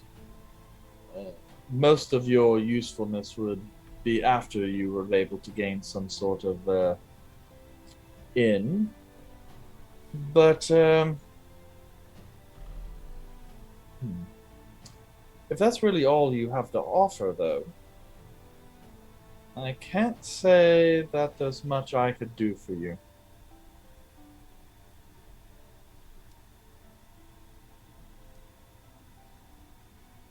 We Kinda currently looking over don't Bull really Red. have an inn, but we do have a member of our party who is going through certain trials to do something. Well, good for your friend.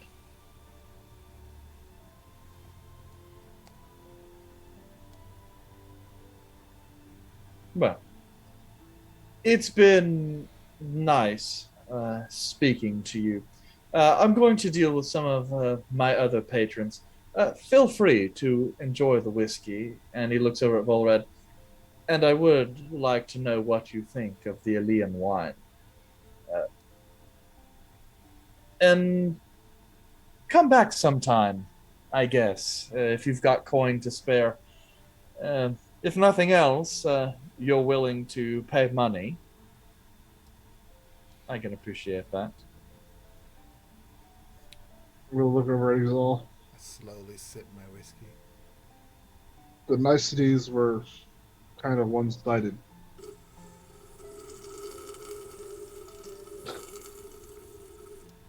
And I'm going to slam down the whiskey and walk out. No, I need to finish mine.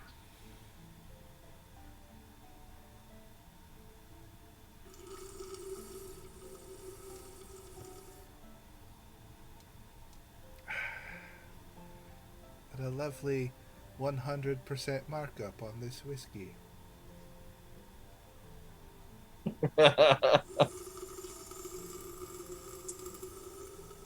Anyway, so Caleb's gonna walk out. Izal's taking a long time. What you doing, Bullred? I'm sitting and just staring at Azal. My whiskey's already done. I mean, by default, that was damn quick.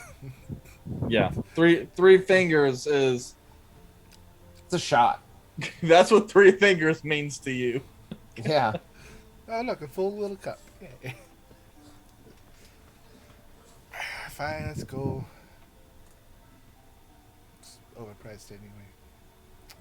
Pretty mid. Gonna leave a bad Yelp review. Well, if you're walking out, I guess I'm walking out too. Okay.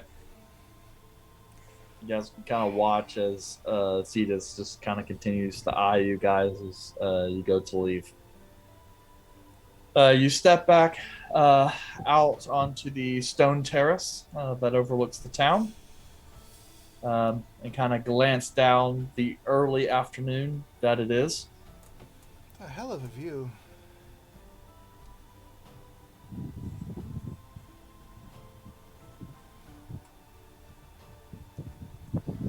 Well, that did not go well. It went about as well as, well, I guess I didn't get hit this time. So technically it went better, but it did cost me 10 gold. I'm sorry it cost you 100 gold. Is that wine that good? It was 200 gold. Gee. Is that a lot of money? I mean, how much money do you have on you? You gotta go off percentages here. I look in my bag. I have like 900 gold. I don't know, so... Even Art heard that from all the way around on the other side of the island. It's like, Look at you spent like 20% of your net income currently. Caleb spent over 50% of his net Well, income Caleb's for that broke. whiskey. And I'm not, so... Okay. Caleb's the Kelder in this game. Spellcasters have that problem. This is the first large purchase I've made in quite a while. Is it good? I do think so. It's not the nicest one I've had. Possibly a bit overpriced, but I did get whiskey for free, and I was hopeful that my purchase would help sway him into giving us more information. Don't worry. It would have cost a lot more to sway it effectively. I was going to attempt to persuade him, but it didn't make sense with all the different things we were telling him.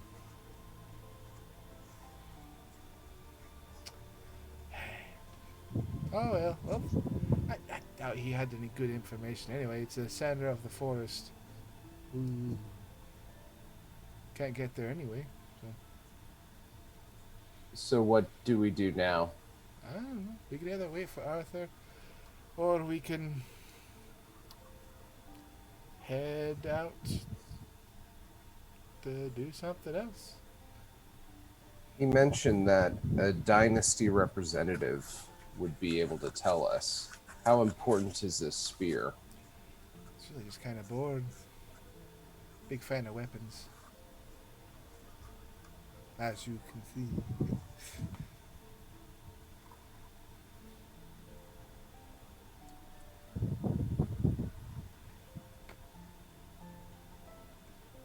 I also heard one that's owned by a pirate. We could look into that one.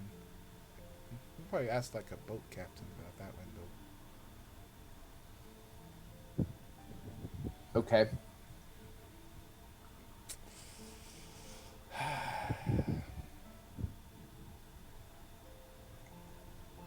You feel like you just waste a few days doing nothing? I was dead for a few days. Damn, that's real lazy. Yeah, I guess it was. I'd say get your life together, but that was out of your hands at that point. Well, that's kind of literally what happened. Just need a little help. Would you like to try some of this wine? Not much of a wine drinker, but I'll try some, I guess. Is it gonna cost me like 300% markup? No. Wine was not worth it. That whiskey was not worth it. I don't have a glass, but you can drink from the bottle. I don't care. Cool. Is this poisonous? Hopefully. Yeah. He asked because his character in the last campaign had a bad run-in with that. A lot of wine. Poisoned wine. Well, it's all poison if you try hard enough. Yeah, that's why I rule that dwarves get their bonus against poisons when drinking alcohol. Only for alcohol poisoning. Let's I mean, it counts. It's just a really weak poison. Okay, so what are you guys gonna do? guess we can try to charter a ship to do the Volred part. I can ask around to see if there's people know anything about the pirate sword. I believe that we were going to wait another couple of days, correct? Yeah, And we were this waiting on was- Arthur. Yeah, this was just Okay. part of this one day. All right, Izal, if you want to, you can roll persuasion, investigation. Yeah, they're all bad. Yeah, any of those. I'll do investigation. I just like rolling poorly. It's part of my character.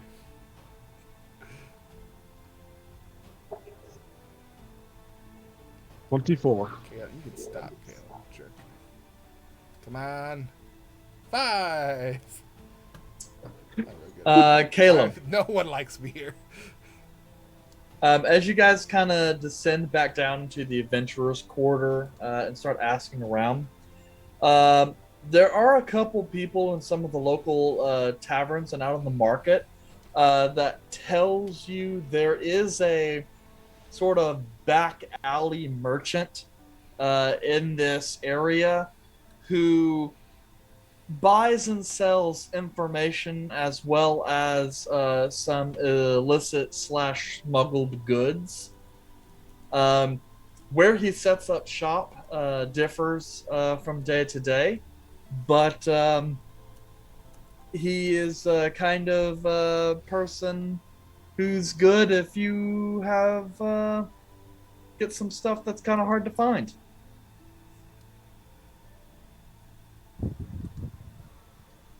I'm gonna go back up to his all again. I have made 30 more enemies. So, I might have pissed off a gang this time. I'm sorry. Ray. Those any West Side better boys are luck today? not- Alex, I know where not to look. The south. Okay. Oh, that's gonna be difficult.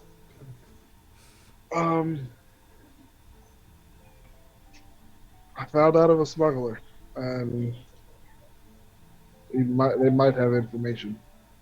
Are they elvish? Chances are yes. God damn it. I'm gonna find us a nice Um, dwarven smuggler.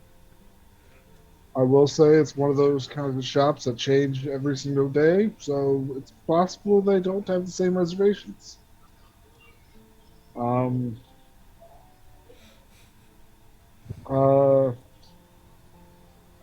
Red, Yes. you want to take this one? Like, solo? I wasn't paying attention. Well, the last time me and Nizal went with you, we kind of dampened the mood and got everything soured. Hmm. So I'm thinking you should do this by yourself to have any sort of luck whatsoever. Yes. But again, what am I doing? I was not paying attention. We're looking for. Let me pull out my note that I wrote about this. We're looking for a sword called Dreadfear. It's formerly owned by a dread pirate Morla who's undead and all kinds of shit. Crazy stuff. But right now, recently, it's been held by a bunch of pirate lords, but no one really knows who has it now. So we're kind of looking to see who might have it now. Yeah. Here is So- a gem. If you need to bribe them, Okay. One of us can accompany you. I'll No. I have no issue with that, I'm on but my way we down shouldn't. here. But we shouldn't, based on my previous knowledge. I will like to attempt to persuade these pirates on my own. The smuggler? Smuggler. Yes. He's probably a pirate. Check for poofy shirts and a feather in the hat. Mm. Well, I'll give Red all the information that I gathered about these smugglers, and to give him the best chance of finding them and getting access into talking to them. So that's about all I'm going to be able to do.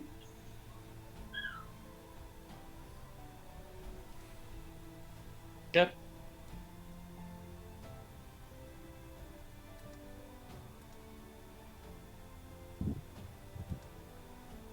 So I'm gonna take that info and go to the smuggler. Okay. So, takes you guys a couple times to kind of move through some of his shop locations, just trying to see which one he's at today. But before long, you do find in kind of a back alley area, kind of like surrounded by a couple of warehouses and a tavern, and it looks like an inn too. Just kind of off one of the main thoroughfares in a very narrow alley that you guys come upon. There's what looks to be a section that is an old shed that seems to be kind of set up as a temporary shop, kind of off the beaten track. As you kind of make your way, you do see this kind of elven gentleman kind of keeping to the shadows just a little bit. He is fair-skinned with this kind of short blonde hair, similar to yours, Volred, but much shorter. And it's just kind of tossed in kind of a lazy style. Uh, he wears kind of a brown leather jerkin, kind of like layered padded armor over like kind of a poofy shirt that's been rolled up and tied. And he seems to have several daggers and a rapier at his side. As he's kind of moving through, setting some stuff up, kind of readjusting a lockbox, and then it's kind of like flipping through a ledger and setting that back up. As he kind of hears you guys approach, he kind of looks over and you can see like some scarring that looks like knife cuts under like part of a stiff frilly collar. Kind of looks over. Welcome, friend. Looks around, kind of is looking over your attire. I haven't wandered into someone else's turf, have I? Absolutely not. This is not my turf. I am a visitor myself, seeking information, and I reach out my hand. You may call me Volred.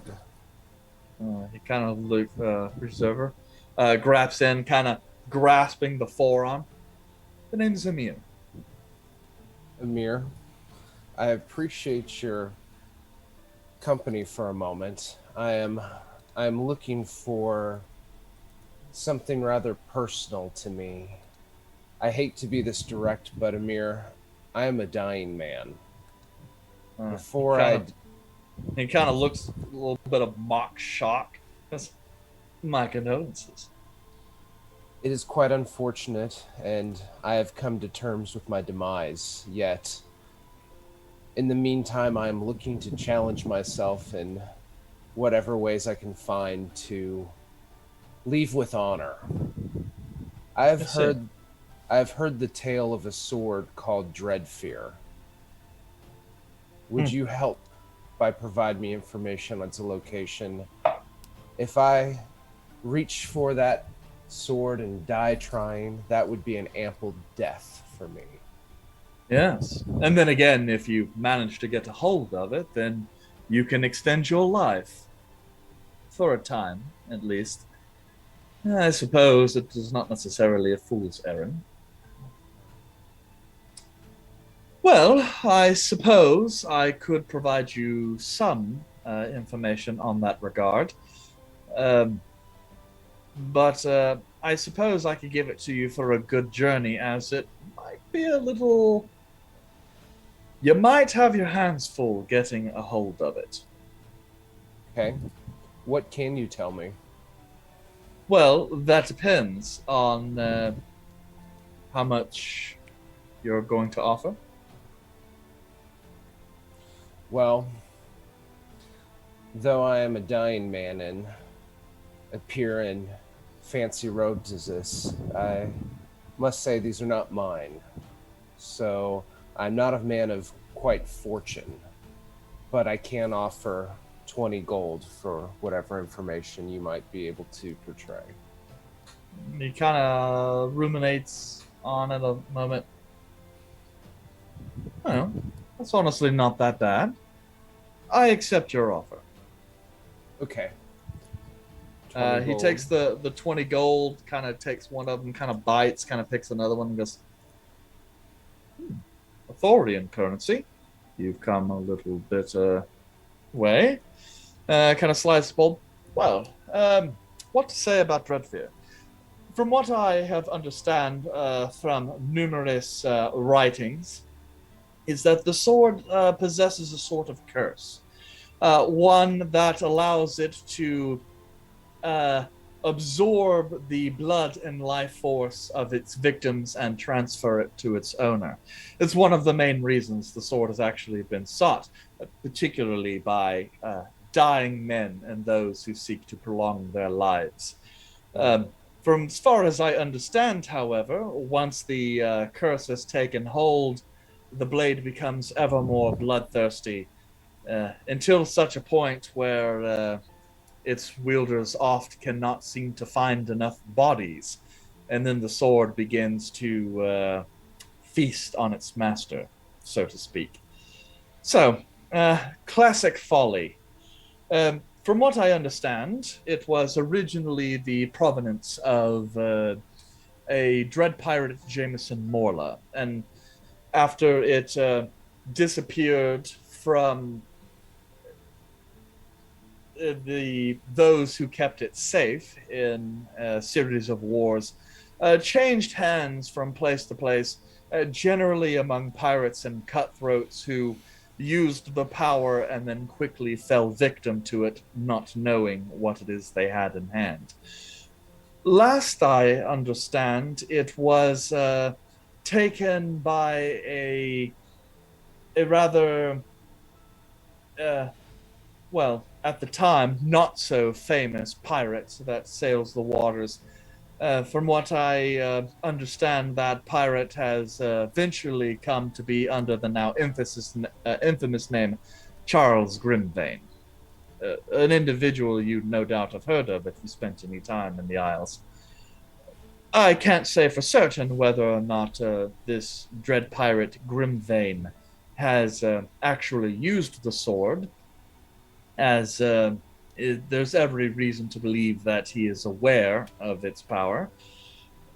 But if he has, who knows? That means he has either been incredibly successful at sating the blade's thirst, or perhaps he has long since died, and Charles Grimvane is no more, and people continue to take his moniker. Who knows for certain?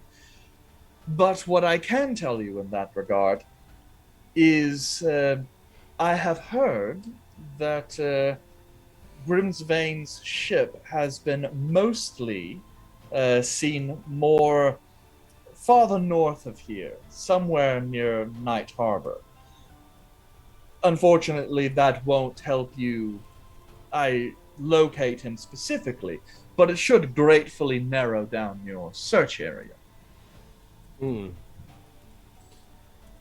Quite interesting. Indeed. If you ever should acquire the sword and decide that you do not wish to use its power, I would be interested in perhaps. I could most likely find someone interested in trading that artifact for some coin. Hmm. It sounds like a challenging task that Indeed. I believe I would be up to. So I will certainly keep this information. And are you native to this area, or do you travel around? I travel around here, but if you're asking if I'm a citizen of the dynasty here, no, I come from Quelelatos, in the Burning Sea. I would have assumed the same of you, but given your distinctly non-Elvish accent, pardon if there's offense there, I assume you are not from these lands. The accent is because I have already died once before, and my voice is now different. Oh, well, that's quite interesting. Curious. Is there any, and I would be willing to pay good coin in this case, I would be interested to know, firstly, your experience of death, and then also how you managed to come back. That kind of information is something that would be, well, some people do pay money for that. Sure. How about I get the 20 gold back and we just consider this an exchange of information? He kind of looks you over, eyes you a little bit. My friend, I must say, I don't take you for an idiot. You seem well spoken. I trust you must understand that this is not an even trade. I mean, don't get me wrong, I will certainly profit if you give me the opportunity to. But given the obvious unbalanced nature of this exchange, I can't help but feeling that there is some leverage you wish to receive from this. I'm a man that currently has limited means, and any piece of gold does help me in whatever happens prior to I die. I would feel the information I have would be rather more valuable to you. The power to bring someone back from the death seems to be a little more, has a little more weight than a sword. That is true, which is why I'm quite curious why you're willing to give up this information for a mere 20 gold. Actually, not even 20 gold for information on where the sword is. Well, I'm willing to give up this information because I value your time, and I don't have much to lose. I'm not trying to profiteer off of bringing people back to life. I just want to make sure that I can progress in my own means. I see. And perhaps garner some goodwill in the future as well. Indubitably. Very well. A person who always looks to cultivate options. I can respect that. And he reaches out, fishes out some coins. I can't say that they're the exact same coins that you gave me, but it is 20 gold nonetheless. And hands it back. Well, my death was from oh god, details, sorcerer that I fought. A warlock. Warlock. Slash wizard. Slash necromancer. You don't really know, it's just crazy bitch. Yeah. How about I just explain this to you without role playing? So that's going to be smoother for you. everyone Tell him involved. Your tale, choosing to leave out whatever details you choose. How much information are you giving him regarding the Whispering Towers and Lady Sibyl? I'm giving out general location, but not like exact. You're not telling them name. like how to get there safely and all that. Yeah, I'm saying that there is a person here at this location. I was taken there. I described the general area, but act ignorant to the details of like specific names and, you know, like I'm not Google Mapsing this. Okay. Like, yeah, and this is the general but region. you see, as you kind of like get into it, not long after you start and you get into like some detail, you see him kind of reach over and take kind of a book, and you see him like pull out and start kind of making some notes and just kind of keeping an eye on trying to write down whatever. And then when he's done, you know, kind of pulls out some sand, kind of sprays it on the paper to kind of dry up any wet ink. Kind of flips through the 7 or 8 pages of notes. Kind of goes, "This is quite interesting. Helicar Valley, you say? It's not even that far from here. But perhaps if I ever have to leave the city, I'll go and take a look." Should be and quite a fun adventure. And kind of look through. Well, certainly worth the information. So, is there anything else I can help you with? Any other business we can conduct? At this time, I don't. Well, actually, do you know anything about? And you hear a voice come down the alleyway, like a "You!" And then as you guys both kind of turn at once to look down the alleyway, you see 3 guardsmen from the city having their eyes locked on Emir. And Emir goes, "Ooh, shit." and then just kind of very quickly pushes you back a little bit and then rushes down the alleyway as the guards kind of Chase. Two seem to kind of look like they're going to follow Amir, while the other one's eyes kind of reach you, Quixotic, and they point to you and say, "Halt!" As they kind of rush for you. And then Amir, as he's kind of moving around, he goes, "I'd run, my friend. They're not very kind to outsiders." Racist.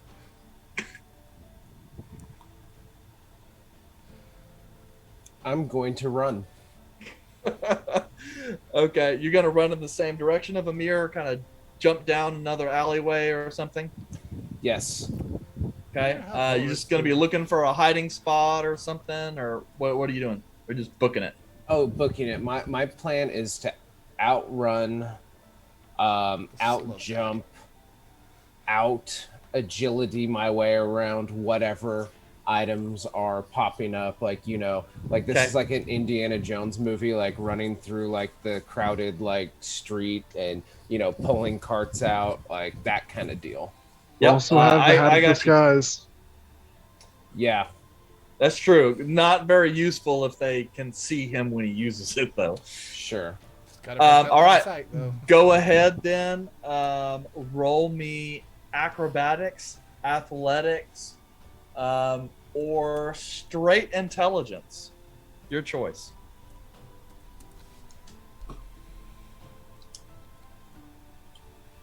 Okay. I got. I rolled a nat 1, but my acrobatics is a +10, so I got 11. That only works for saves. But still, wanted Oh, to. actually, no, you're right. That Yeah. nat ones are only the case for attacks. Yeah. So it's Yeah, an it's 11. only an automatic fail. It's an 11. Okay, so you kind of move a little bit, stumble a little bit, and you're kind of just looking around. And you said that was athletics? Acrobatics. Acrobatics. Yep, so you stumble a little bit as you're kind of moving around the edge and then bang into some crates. So you manage to knock them over, but kind of knocking yourself a little bit over in the process. These guards who are wearing like heavier armor are kind of quickly trying to maneuver around you and by this point, since you're attempting to run away, they've reached down and they've pulled out scimitars and are making their way towards you. But you continue to get a little bit of distance as you kind of cut down another alleyway. Would you like to roll athletics or intelligence? At this point, am I far enough away from them where I can just, you know, do the hat of disguise, or are they like still?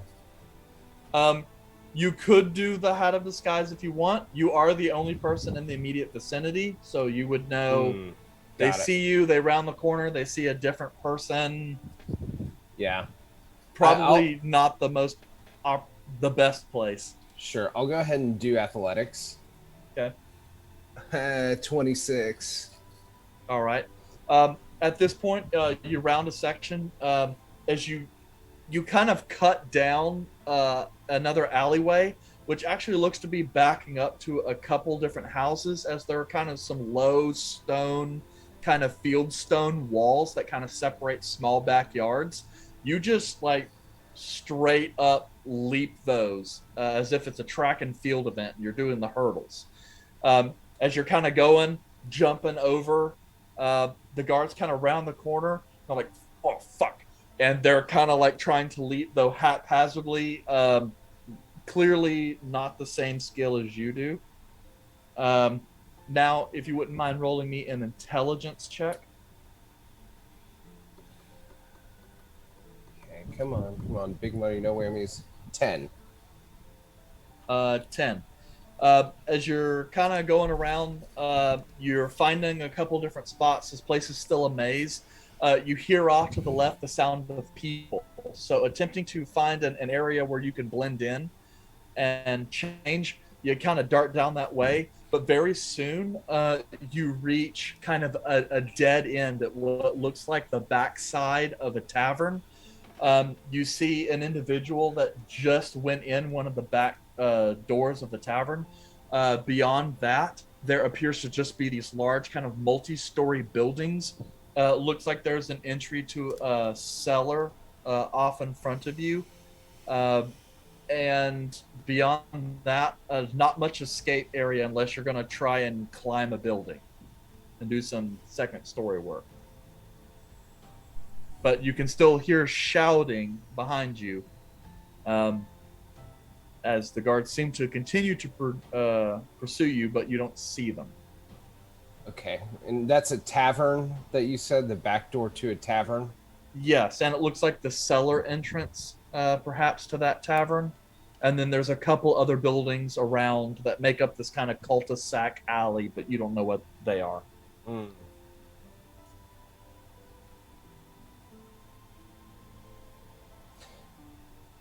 Okay, I'm gonna put on the hat of disguise and disguise myself as a old lady, and I'm going to go into the cellar. Okay. So thankfully, the cellar, the latch on it, the lock that's on it seems to have rusted out, so you're able to kind of pull it open easily and kind of close the door behind you. Also, just out of curiosity, I seem to be moving really slow on my screen. Are you guys getting network issues from me? You kind of robate a bit on occasion, but you're fine. I haven't had any issues. Your sound Yeah. has been fine, but your video's been a little choppy. Yeah, I'm kind of noticing that too. It seems to stop, so that's why I was just curious whether or not I'm having issues. All right, so you head into the cellar. As you're there, this place seems relatively packed, and you can see like sections of grating in the floor above, from which you can hear the sounds of laughter and general music and banter coming from the floors above. The cellar seems relatively neat and packed. You kind of sit there for a moment. You do find like a small kind of grated window that allows you to see back out into the cul-de-sac. For a moment, you see like one of the guards kind of rush into the cul-de-sac. He's kind of looking around furiously. He kind of goes to reach over towards the back door of the inn, kind of goes to pull on a little bit, and you hear it as if it's not moving. And then he kind of glances around. You see he kind of stays around the entrance to the cellar and then just kind of moves around to some of the other areas looking through doors. It's like, shit. And then turns and runs off back down the alleyway. As you can hear the door at the top of the stairs from across the cellar opens up, and there's some light as you hear a voice shout down, "Just bring up another keg." And guy's like, yeah, I got you. And you start hearing him kind of slowly lumber down the stairs. You can hear the squeaking of the wood steps under his weight. You have some time to hide if you wish. Yes. Okay. You just kind of pop off into a corner somewhere, kind of under a grate. Go ahead and roll me a stealth.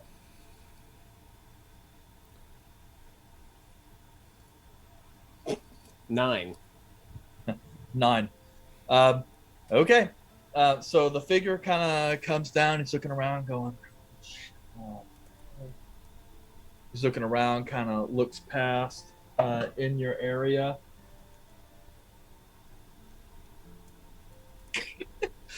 Kind of looks around, and he's kind of looking and is like,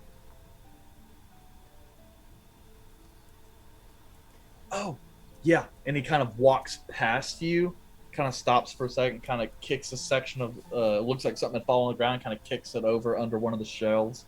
It kind of goes and pulls up kind of small hogshead. It's like, yeah, this should handle some of this fucking form. All right. And he kind of goes around and goes, oh, just keep lugging. Be another minute. Just have to come down here and just get another one. I don't know why we can't just install a lift. And he kind of squeaks up, and kind of you hear him reach back up into the top. Volred, roll me a perception check, please. Oh, perception check? Yeah. Okay. 10. 10. All right. Just pass. So as you're kind of sitting there a moment, kind of hearing the general din, you hear some voices above in the grate above you. relatively indescript, except for you hear the word Hands of the Golden Forge and Ashgar mentioned, which causes your keen elven accuracy to kind of perk up a little bit. And as you kind of hear, or sorry, elven perception, the keen senses you have, perk up. So you do have, though you do have elven accuracy. Steady aim. Yeah. As you sit here, boy. the figure you hear in kind of this low voice. So, what is the update? The other one enters. Well, from what I can understand, it seems that the talks are starting to resolve themselves. It looks like Ashgar might actually pull it off. It looks like the dynasty and Lorenos is willing to actually allow them entry. The other one you hear kind of slam the table and go, damn it! We can't allow that to happen. If Ashgar is able to get access in order to those sacred locations, they might be able to get some information we don't have. Perhaps they might be able to complete the research before us, and if so, well, the council will not be very happy to hear that. Dylan's like, so, what are we going to do? Well, it seems quite unfortunate, but something must be done. I'm afraid we cannot all wait any bit longer. If what you've told me is true, we must take action. For better or worse, Master Urbasana needs to be taken care of. And Dylan goes, shit, attacking an Archmagus. Can it be done? Of course. The Lyceum will give you whatever you require. Just ensure these talks do not go well. Dylan goes, all right, well, I've got some friends that might be able to take care of it. From what I understand, they should be returning from the tower not too long from now. Perhaps we should attack the boat first, and then... Yes, I have some ideas. Don't worry, my lord. Sooner or later, by tomorrow evening, Master Urbasana shall be dead. Like, good. Now, I don't mean to tell you what should happen if you fail. No, my lord. It will be done. Good.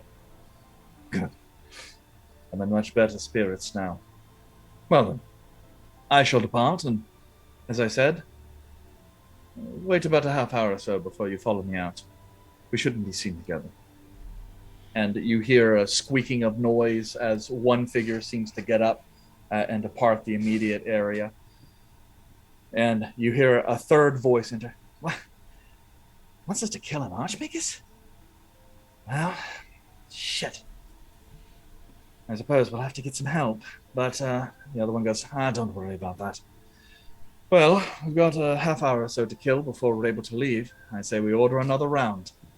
This one, I suppose, will be on him. You kind of reach out. Bartender, another round of ale. And then the conversation changes tact and begins to go on to general banter. And we're going to go ahead and take a break right now. Break time. Break time! All right, guys, we will see you. Thanks so much for waiting a little bit longer. We'll see you guys after about 15 minutes of our break. And then we will see what happens when we get back.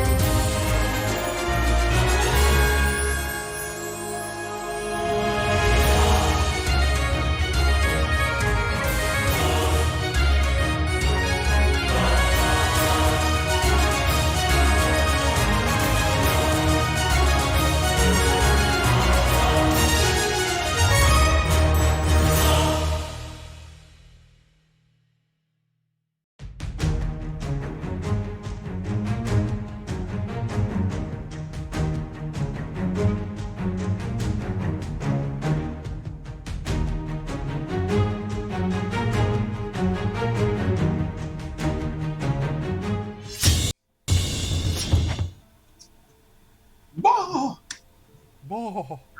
Ball. Blanket, Bobby. Flaming kittens. Counter That is how I'm going to kill you. Kitten fire elementals? Is that what I'm hearing? I want one. That's some hot pussy. Chalupa Batman, no! Batman? CB! That's a joke that only Jace will get. And Jace didn't hear what you said because Jace made a very interesting comment here just a second ago. Oh, I heard what he was saying with Chalupa Batman, but that wasn't me. But I made a funnier comment, so I just stopped talking. what was your funnier comment? Well, you have to I'll watch leave the it alone. episode. Oh, shit.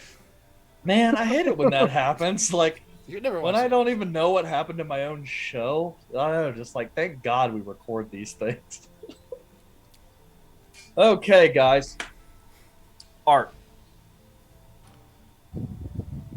Bruised, battered, and Lightly fried. more than a little upset at how many times you've had to go through all of these doors.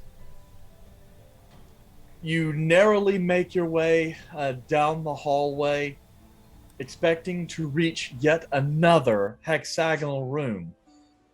For a number of times you can't even count, as you have long since passed through each of the 3 doors so many times, gone back through the door you entered so many times.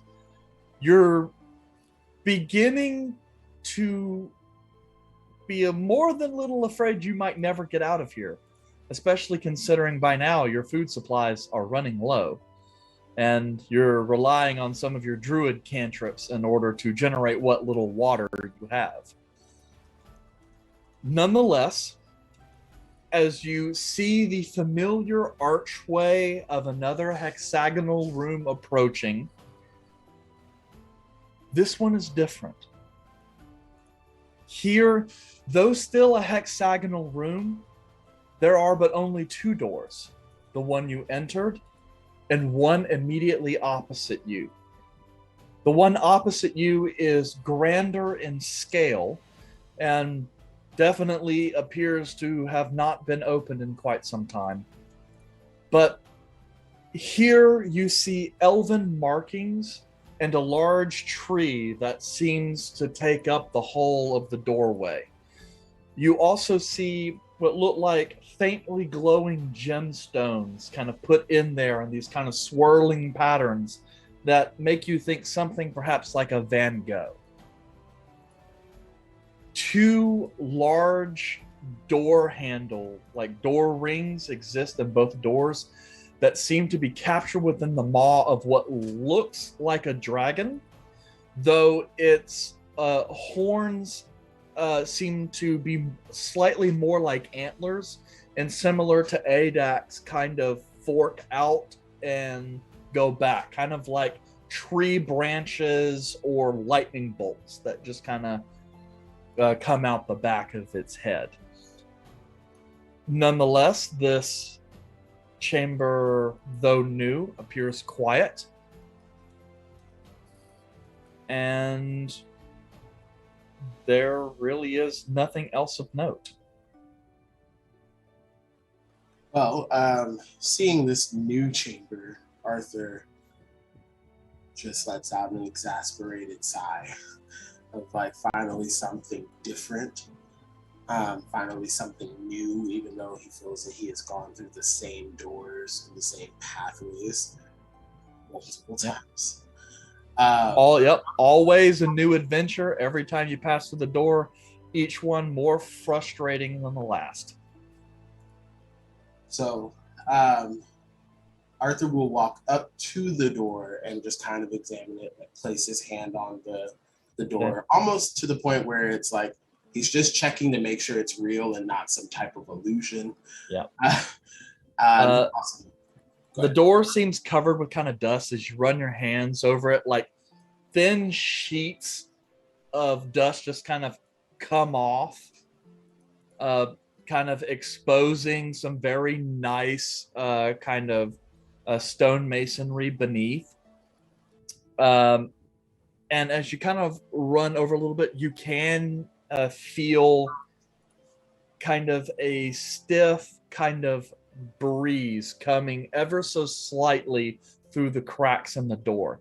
And more than anything, the air smells fresh. Before I go and open the door, I will use Druidcraft a multitude of times just to kind of wipe the dust off the door to see if there's anything else of note. If not, Arthur will then open the door. Okay. Nothing really much more of note. You see beneath the tree, there appears to be nestled animals that all kind of be sleeping beneath its boughs. Not sure what's going on there, but some more animal nature druid iconography. And as you kind of like cautiously open the door up, you have to pull on a little bit before you hear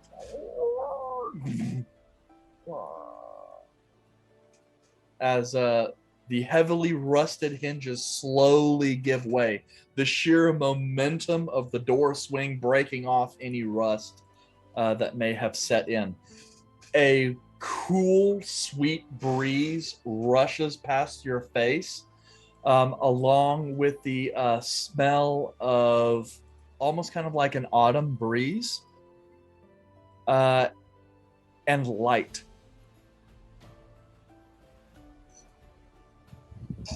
I'm assuming having to adjust to that. Yeah. I will walk through the doorway. Okay. As you walk through the doorway, the natural stone gives back ways to flagstone, and then your feet finds soft green grass. As you look around you, massive trees over 100 feet tall come up and overhang, sending like God rays shafts of light just kind of piercing through the area beneath you. You can look around. Off in the distance, you kind of see squirrels having fun. You look off, you think you see a deer.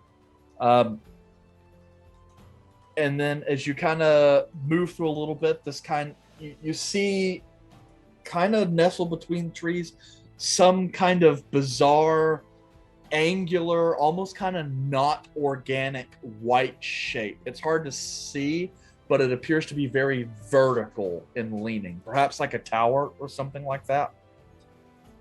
But you don't know unless you draw closer. However, from where you're at, there is kind of a heavily overgrown kind of game trail that just kind of makes its way down from this section of what looks like hills at the base of the mountain, down into a valley. Okay. And that's the only way that we see that's forward at this point, correct? I mean, other than it being a forest, so you can go just about anywhere, yes.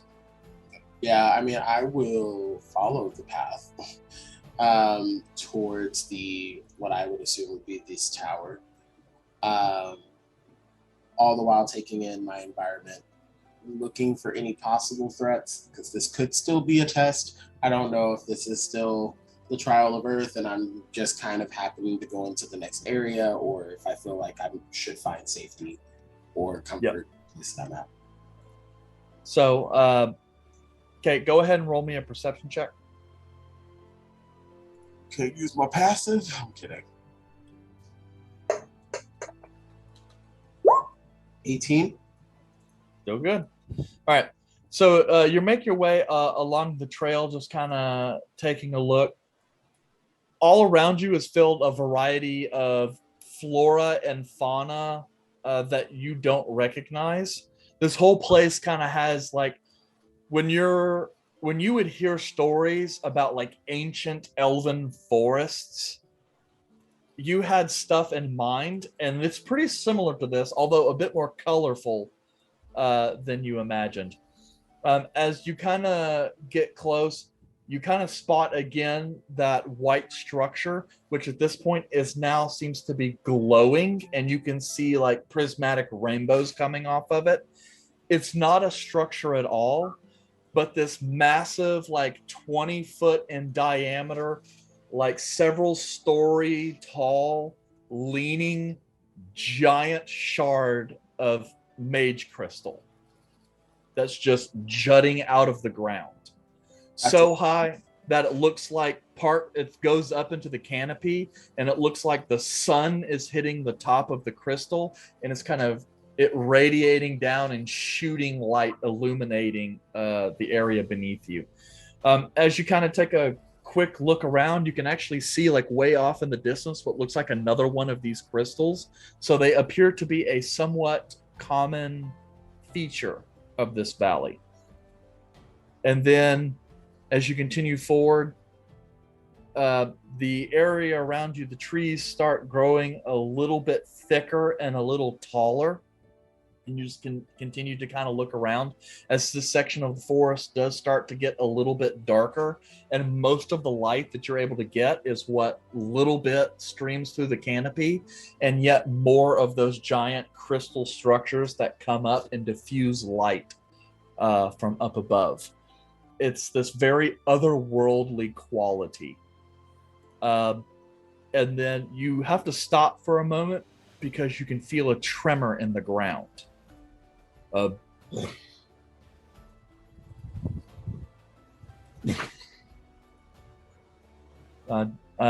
time to state that this is a large creature with a large gait.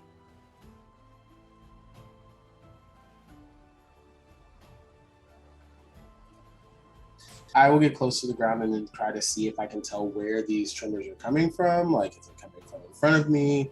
Are these from behind me? Like, where? Sure. What do I Roll an investigation check. I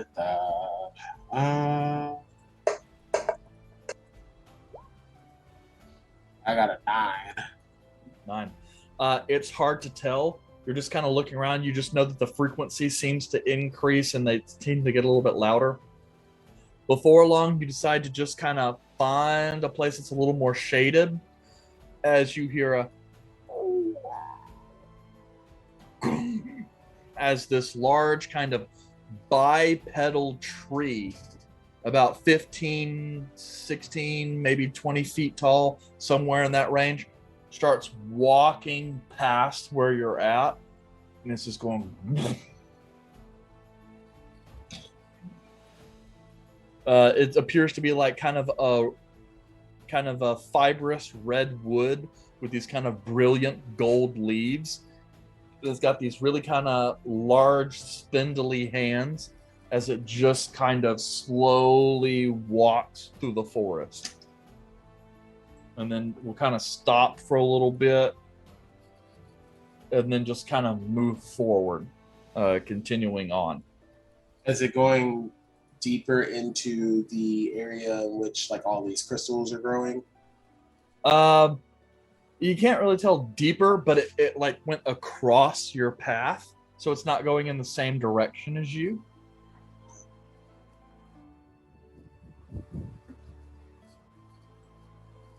So if I'm looking, if I feel like if I was going to keep going straight, I would keep walking further and further into these crystals. But if I were to follow the trend, which I'm assuming is a trend, that would leave me just kind of like in the same general area, but kind of like around or the perimeter. Yeah, just but off into the forest. Like Yeah. the Trent doesn't seem to be following any predetermined path. It's just walking. Just living its life. Yep. Okay, then I will give it a moment for it to pass and some of the vibrations from its steps to fade, and then I'll keep moving forward. Okay. So as you continue a little bit, continuing to walk, the sounds of the tree creature fade long behind you. And you reach a section where the road, this little path, starts to look far more traveled and spreads out just a little bit. And then you think you can spot a little bit of kind of a light up in the tree, as if there's like a little hole notched out. It almost kind of looks like a window. Okay. At this time, because it's high up in the tree. I'd say about 20 feet up. Okay. I'm going to use Wild Companion to bring out Roscoe. Okay. So you kind of create the wild companion a little bit, because this is like a find familiar, right? Yeah. Yep. And so basically, like little clumps of grass and dirt and stuff just kind of fold into a ball and go and becomes like a little squirrel, which I believe Roscoe is a squirrel. Yeah. And he just kind of looks down. Hey, can you do me a favor? Can you go up there and just kind of see what you see in that window and just kind of come back and tell me what it is? He kind of goes to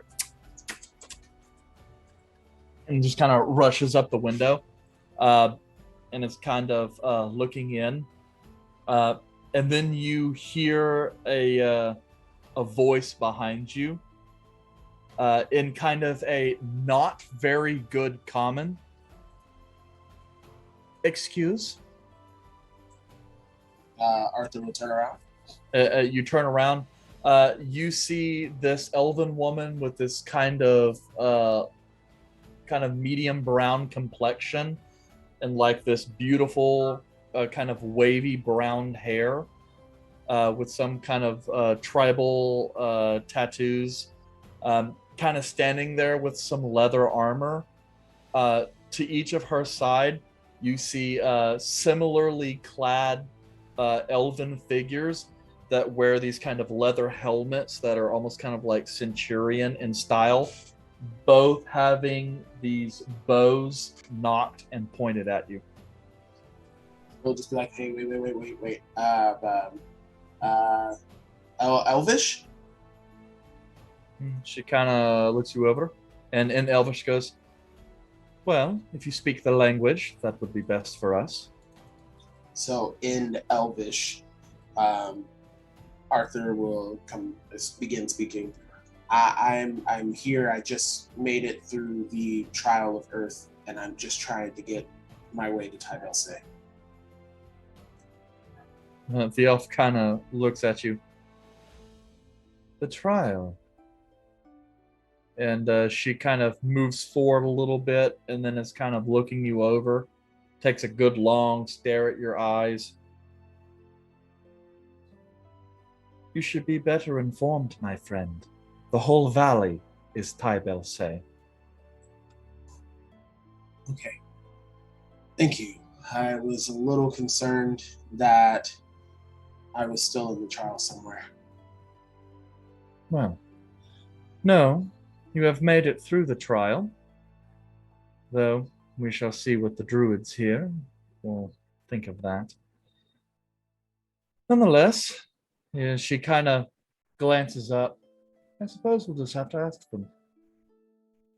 And as you look up a little bit, you can kind of see what you thought were branches are still branches, but you start to kind of make out with a little more detail as your eyes adjust. Rope walkways and bridges that seem to span about 100 or so feet above you. These networked connections of trees and patios and terraces, all above. She kind of looks down and goes, well, if you truly have completed the trial, I suppose the Archdruid would like to speak with you. Arthur looking up and just kind of like staring at it, kind of losing track of the conversation that we were having. Yeah, just the mere scale of everything. He's also like, in Elvish, well, that's fucking cool. Just kind of like stare, because he's used to being in high places in galleys on like the crow's nest of the ship, so like that's incredibly intriguing to him. Yeah, and then kind of interesting though, like, and this is very kind of somewhat unusual to some of the elves you've dealt with before. This elf does not seem to brace at your harsh language. And as you can kind of like get a little close, like these elves, they're not like typical thin, frail looking elves. They are slender, but they've definitely got an athletic build, and their muscles are toned. So she looks over and goes, "Well then, follow me." And she departs off to one side, out in another direction. So, Follow them, but like walk in between the two other guards and just like, hey guys, go this way real quick. Nice bow stuff. I'm gonna go. And then we'll quickly follow after the lady. yep. Volred. After a requisite amount of time, as your thieves' skills tell you is appropriate, you depart the cellar, either by the back door, or I don't know if you want to try the front door, if you want to risk that.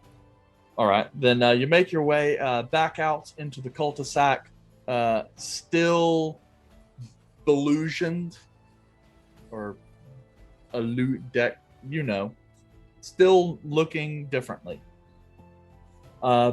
And slowly making your way back towards where your compatriots are. They are initially not in that location, but before long you do spot Izal and Calum in the vicinity, appearing to go person by person, asking if they have spotted anyone with your general visage. I walk up to That's them. that old lady. Yeah. Izal kind of stops, looks over, sees you, and kind of rushes over. Have you seen a tall fellow about a foot or so taller than you? You're real handsome. If you saw him naked, you'd probably pass out. Elf has a bow. Doesn't like to talk a lot. Man, I wish I could describe him better. I wave my hands in minor illusion, a really shitty version of him. Like, this isn't helping, I'm sure, but it's the start. Caleb will come up beside Izal. He will find us when he's done. What if he got like arrested or something? That's a shady ass alley. Yeah, and if he got arrested, we will be implicated by searching for him. Ooh. So should we ask more or less? We should search less. And when we get back to the tavern, I can message him. Like, I have asked damn near everyone that we've ran into. I'm pretty sure we're fucked on that. So sorry, ma'am. What's it? I don't mean to pry. Just a second. We're trying to not get arrested. Why can't you just do the thingy now? Well, because using magic out in the open is kind of wishy-washy I'm here. holding the shitty version of ours. Nobody's going to believe you're doing anything nefarious. You are so awkward when you use magic. I thought I was looking pretty cool doing that. Right, I I'm did sorry, tell you ma'am. that. Is there anything? You look sorry to bother great you? using that. Thank you. You're being facetious. That's a hard word for me to say, but sarcastic. That's not it. There we It's go. like that word, but better. So, have you seen a handsome individual, elvish? Smells of cognac, possibly illegal substances. I just stare. No? Do you have like a Do you smell cognac? smell something else? It's like, why do your eyes look like they're glassed over? Have you been, ma'am? Are you okay? Do you need assistance? Is there someone supposed to be watching over you? Can you help me get some sweet nut milk? I'm like, yeah, I'll go fight.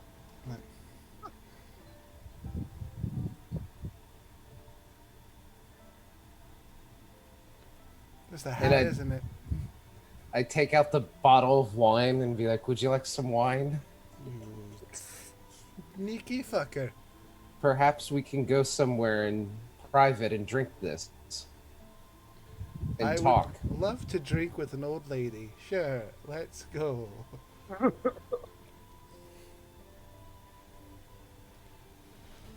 Lead the way, kind elderly woman. Okay. The closest tavern that you guys are aware of is the Crimson King, or if you guys want to make it all the way back to the Ancient Stag. Let's go back to the ancient stag. Yeah. Bad memories there. Wait, you had Yeah. bad memories there? I assume I did. This all has bad memories everywhere. I'm not allowed in like 4 quarters of this damn place. I'm losing track of where you're having bad memories. West I guess there are and too the many. south.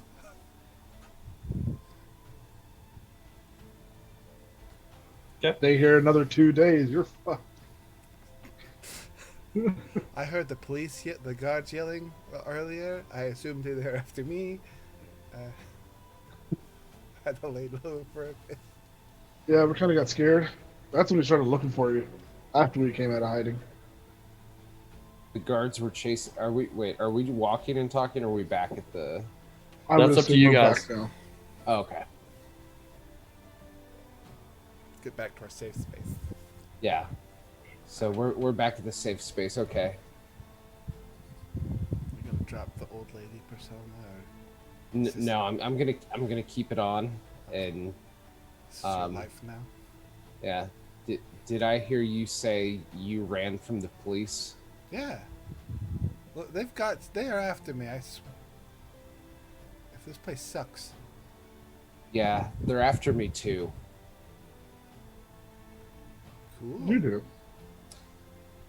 I approached that fine gentleman smuggler, Amir, Oh, okay. and while I was ascertaining information from him, the police came and told me to halt, and Amir said run. So I ran. Good call. will I did say you trust the smuggler. Yeah, makes sense. All the racist shits we've talked to? Yes. I wasn't sure if my status as an elf here would allow me grace from the local authorities. But I ran. I do not blame you. It was a good call in my opinion. I did find out information on the Dread Fear sword, but more interestingly, I heard of an assassination plot while hiding in a tavern. Wait, what? Someone's gonna Yes. kill a dread pirate? No. It would appear that someone by the name of Master... I didn't read what was posted there. Orbis Arna. Is going to be killed. Orbis Anna. Why is he going to be killed? Who? It has something to do with the Ashgar Alliance talks.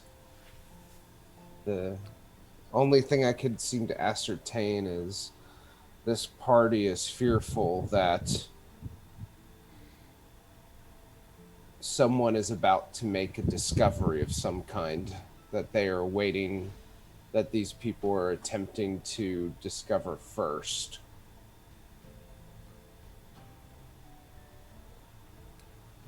All right. I think, DM, what other detail am I missing? It's, They did mention that the council and the Lyceum. okay. So the people mentioned the council as well as the Lyceum is involved in this. Also, that there was some research they were conducting that they were afraid Ashgar would complete before them. I said that, but much shittier. So yeah, I will make sure to relay that. I like the forward version. All right. So, So the third wheel is upset. The what? The third wheel. They're had negotiations between Ashgar and the whatever the island place is here, but they kind of invited themselves over. That's like that third party. Yeah, because the Hands of the Golden Forge were coming here first, correct? Yeah, they were the And then the Lyceum envoy decided to tag along, correct? If I recall correctly now, and Eric, correct me if this detail's wrong, I believe that Ashgar was going to be granted access to a local area here by the Rualitas group. Yes. So specifically, they mentioned it appears as though the Lorenos dynasty was going to agree to give Ashgar access to certain magical locations for academic purposes. Um, and these individuals were not happy about that because it could potentially give Ashgar access to information that this group greatly desires and does not want Ashgar to have. So with that information, are we able to deduce exactly who this party is? The ones that are attempting the assassination? We assume it's someone involved with the Lyceum. They're all underhanded bastards. That ballsy move trying to go after an archmage, though. I am all for sabotaging any attempts at the Lyceum doing any underhanded shit. I'm But all I for don't know. sabotaging any Lyceum stuff, just in general. Yes. But,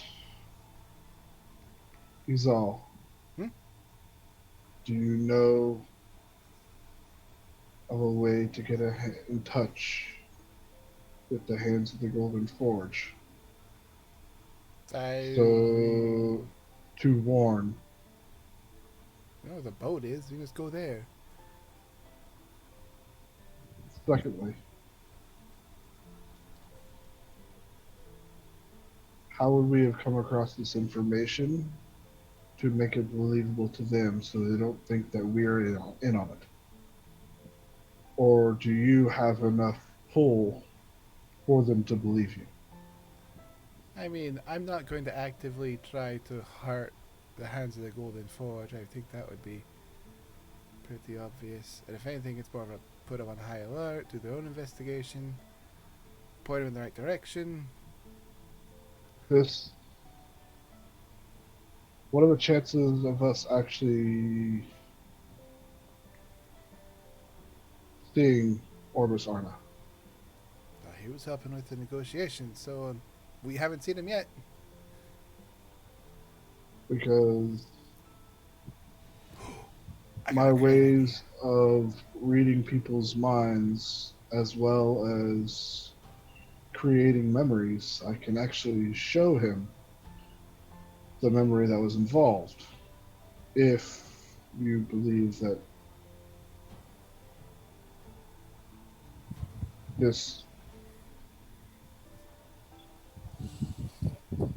archmage would believe me in that manner and let me do it. I don't know how all the strong magic stuff works, but if you're in charge of like a whole school, like you're capable of protecting like the king that's up there, I'm pretty sure you're on the smarter side. Alright, my plan.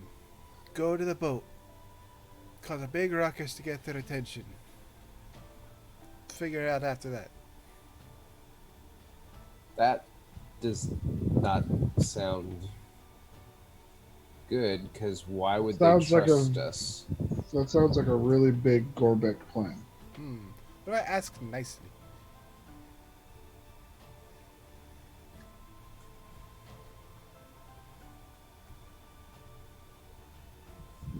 Let's go and talk to them and see what we can do. Dvora, did you convey the time frame that they had mentioned? It was to be done soon in the next days.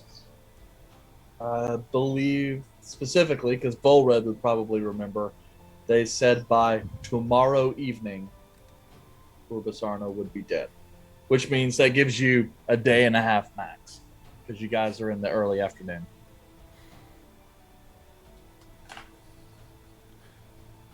We should get going then, because that doesn't leave a whole lot of time. Yes. Agreed. Get up. Are you still an old lady?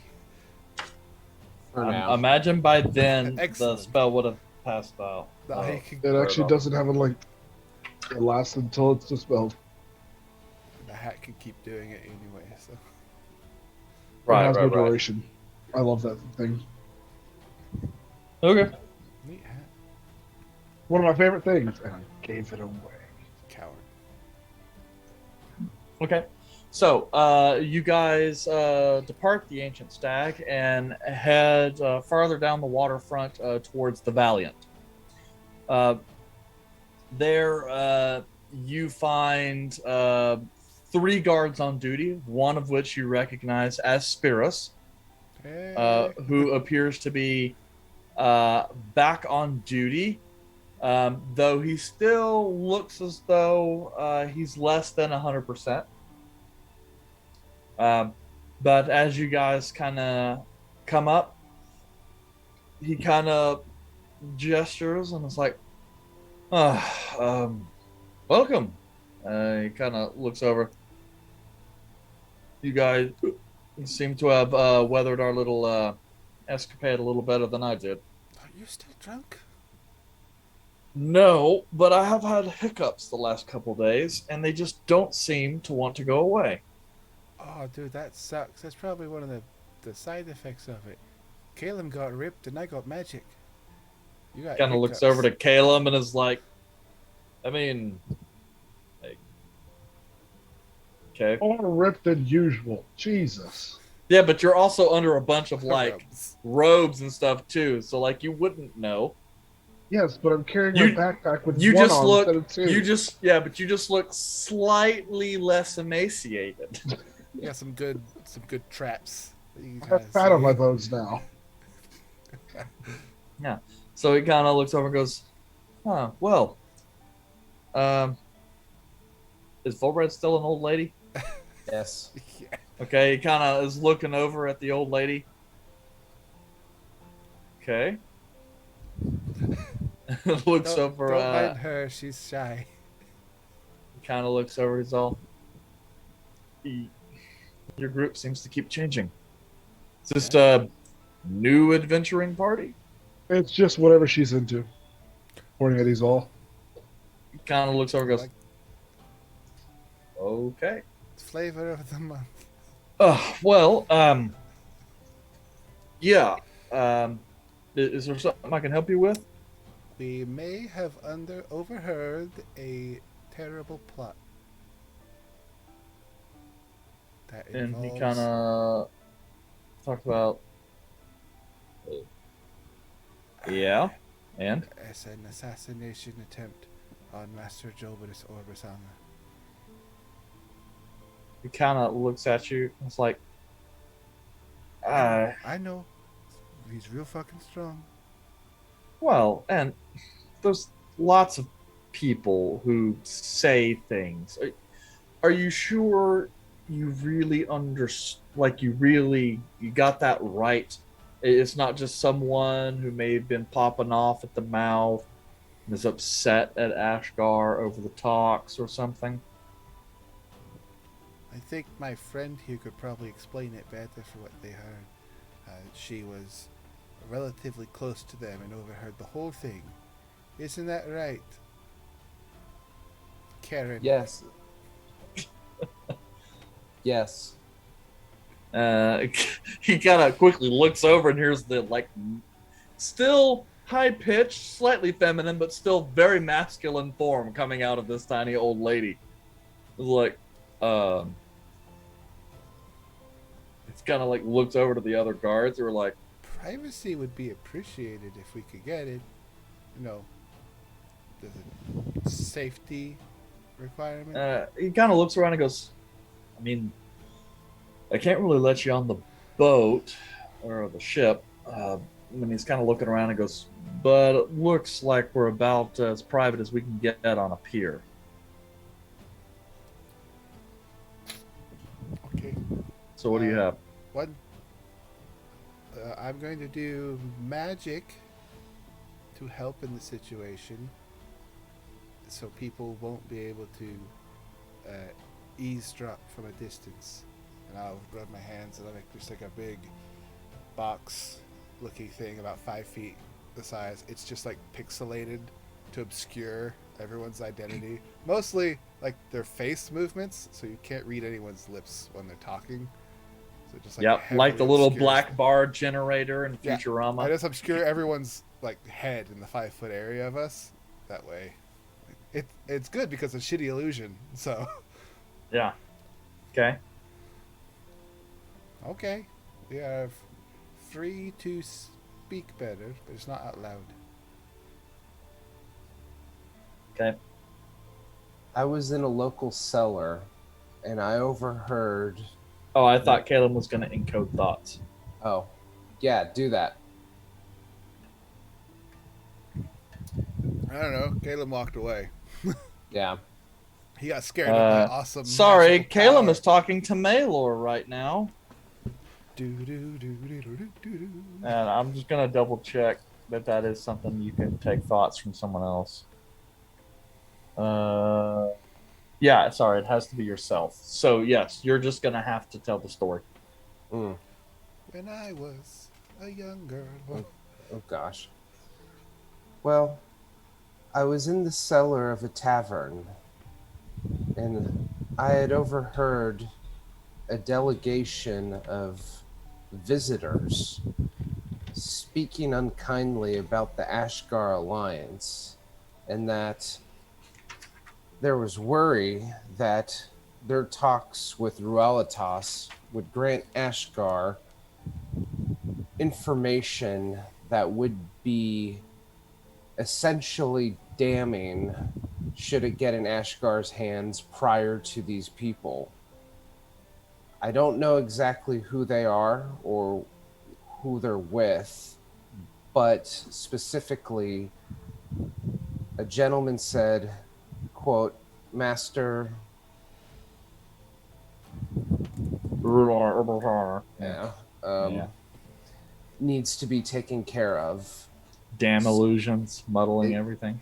And specifically said that your archmage would be dead by tomorrow evening at the latest. These men seem to be very, very serious about what was happening. The guards just kind of look at each other, and Spiros just kind of takes a look at this old lady. He's like, I feel like I've heard this voice before. And he's kind of looking at you, and he just kind of like reaches out to go and like poke you. And when it's obvious that it's an illusion, he just kind of comes back and goes, is he doing that for kicks, or is someone looking for him? I may have ran from the local authorities, which is why I found myself in a cellar hiding, to which I heard this private conversation. I apologize for the illusion, but I did not want to be caught. He sits there and kind of thinks about it. He's like, okay. And they're kind of looking back and forth. It's not a lot to go on, I'll be honest with you. But what tavern was it that you were at? Would I have known or remembered that? There was no sign anywhere, so you just have a general idea whereabouts it is in the city, ish. Okay. Am I able to like? No, you can give them what information you have. Yeah, I attempt to portray as much information as possible, given where I ran, location, as best as I possibly could to my memory. Okay. With that, he just kind of thinks about it a little bit. His eyes just kind of cut over to the guard to his right. The guard just kind of nods and then starts walking off down the waterfront. Spiros kind of turns back to you. All right. So, did they give any indication how they were going to attack us? Not particularly, but it did seem like there was one specific individual who was given the command to lead this initiative. And you didn't see their faces or have any defining characteristics? Unfortunately not. But the information that they had made it seem like that they were a party close to the negotiations. How would they know how close an agreement would have been made unless they were close to the talks? Would that not limit the amount of people who could possibly be in the know? Pardon? Is Oh, Kalen's back online, everybody. He was talking to his book. I didn't realize you messaged me earlier. Pardon me. Is anybody in the area a spellcaster of sorts? There is, man. Of their party, not ours. Look, I got like a membership and everything. I'm sorry, you were asking about has a connection to Urbasarna? If any of the guards, I just need spellcasting an. abilities. Oh, Do any of the spellcasting? guards here have any arcane spellcasting ability? The guard kind of thinks for a second. Yeah, I mean, we have one of the Amegas here on board, who's with Master Urbis Arnas's detail. Most of his attainers are in Alestri with the rest of the delegation. I have a way of transferring memories between individuals, and if it might help, you would be able to hear the voices of those speaking. Are you talking about encode thoughts? Yes. Because we looked at only works on your memories. Not if I use detect thoughts with it. So you're not. Okay, so you're thinking about stealing someone else's thoughts and then creating a memory of it and then giving it to somebody else. Okay. Faxing of facts. Yes. Forwarding an email. Yeah. So if I am able, CC me on that one. I am able to portray a memory into someone else's mind if they are able. And it might help if they're able to hear the voices of the individuals speaking. Okay.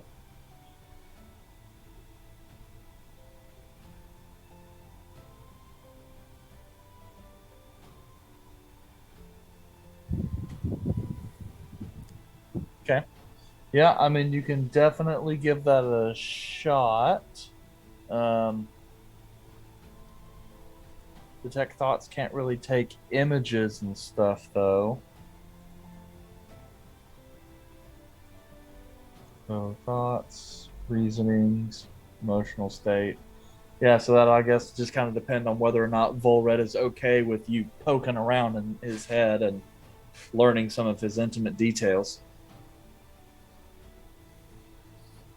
Sure. Yeah, 1 second. Let me. You could be like me, just tell him no, But we're gonna do it anyways. and roll super high that one time of the day. Like, no magic against me. The only time you ever roll well. I roll well against your spells. You suck. I am the anti-wizard.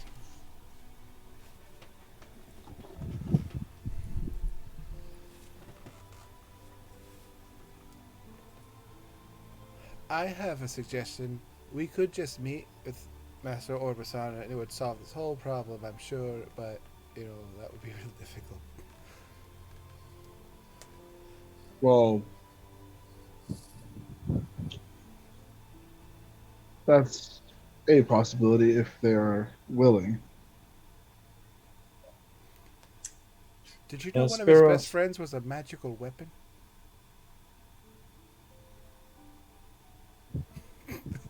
Spiros kind of sitting goes, so Urbazarna's with the delegation, so he won't exactly be free until that concludes.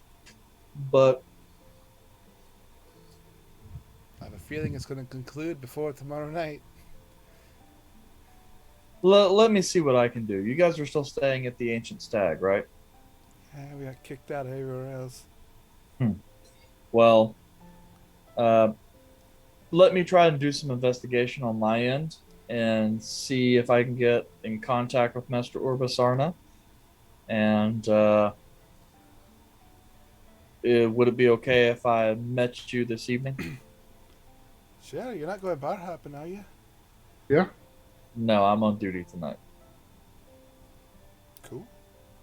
Did they ever find all your stuff? Most of it. My coin is missing, though. How the hiccups doing? Fine for now, but who knows? When we're done here, I'll probably just kick right back up.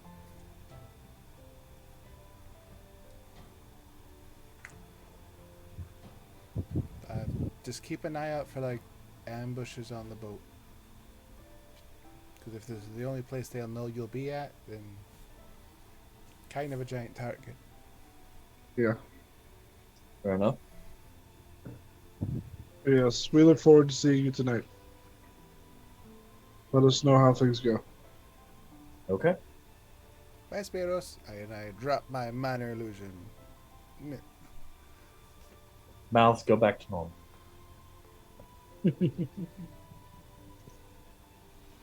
We head back to the town.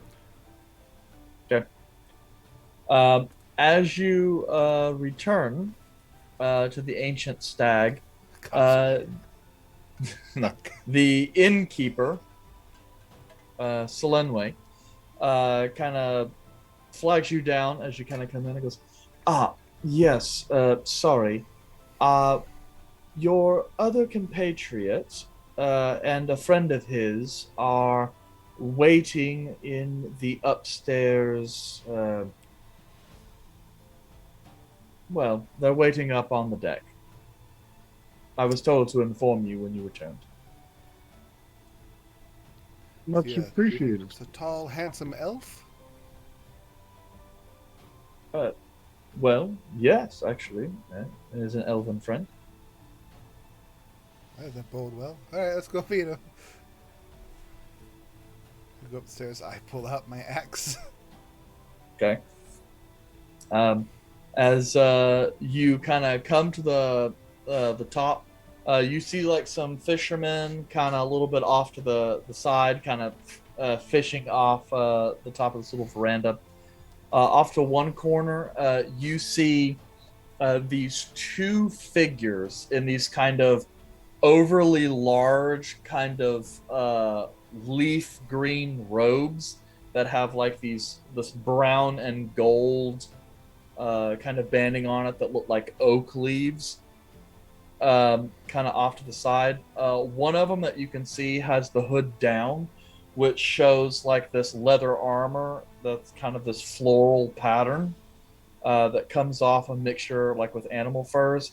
and he carries this kind of circlet mixed of like vine and tree that have like these little stag horns that come off of it, and like a not overly crazy but relatively basic elven figure, dark, kind of olive complexion, ritual markings over some of his body, and he kind of glances over to you, kind of sizes around, and then just kind of leans forward and speaks to the other one. The figure turns around, and you see a similar olive complexion, even the visage of like one of those small kind of stag circlets. This figure looks somewhat familiar to you, but it's not until the hood comes off and you see the distinctly human ears that you see a relatively clean cut and polished Arthur standing in simple kind of druid vestments and a green cloak. The elven figure kind of looks over to Arthur, and in Elvish, for those of you who understand it. Everyone.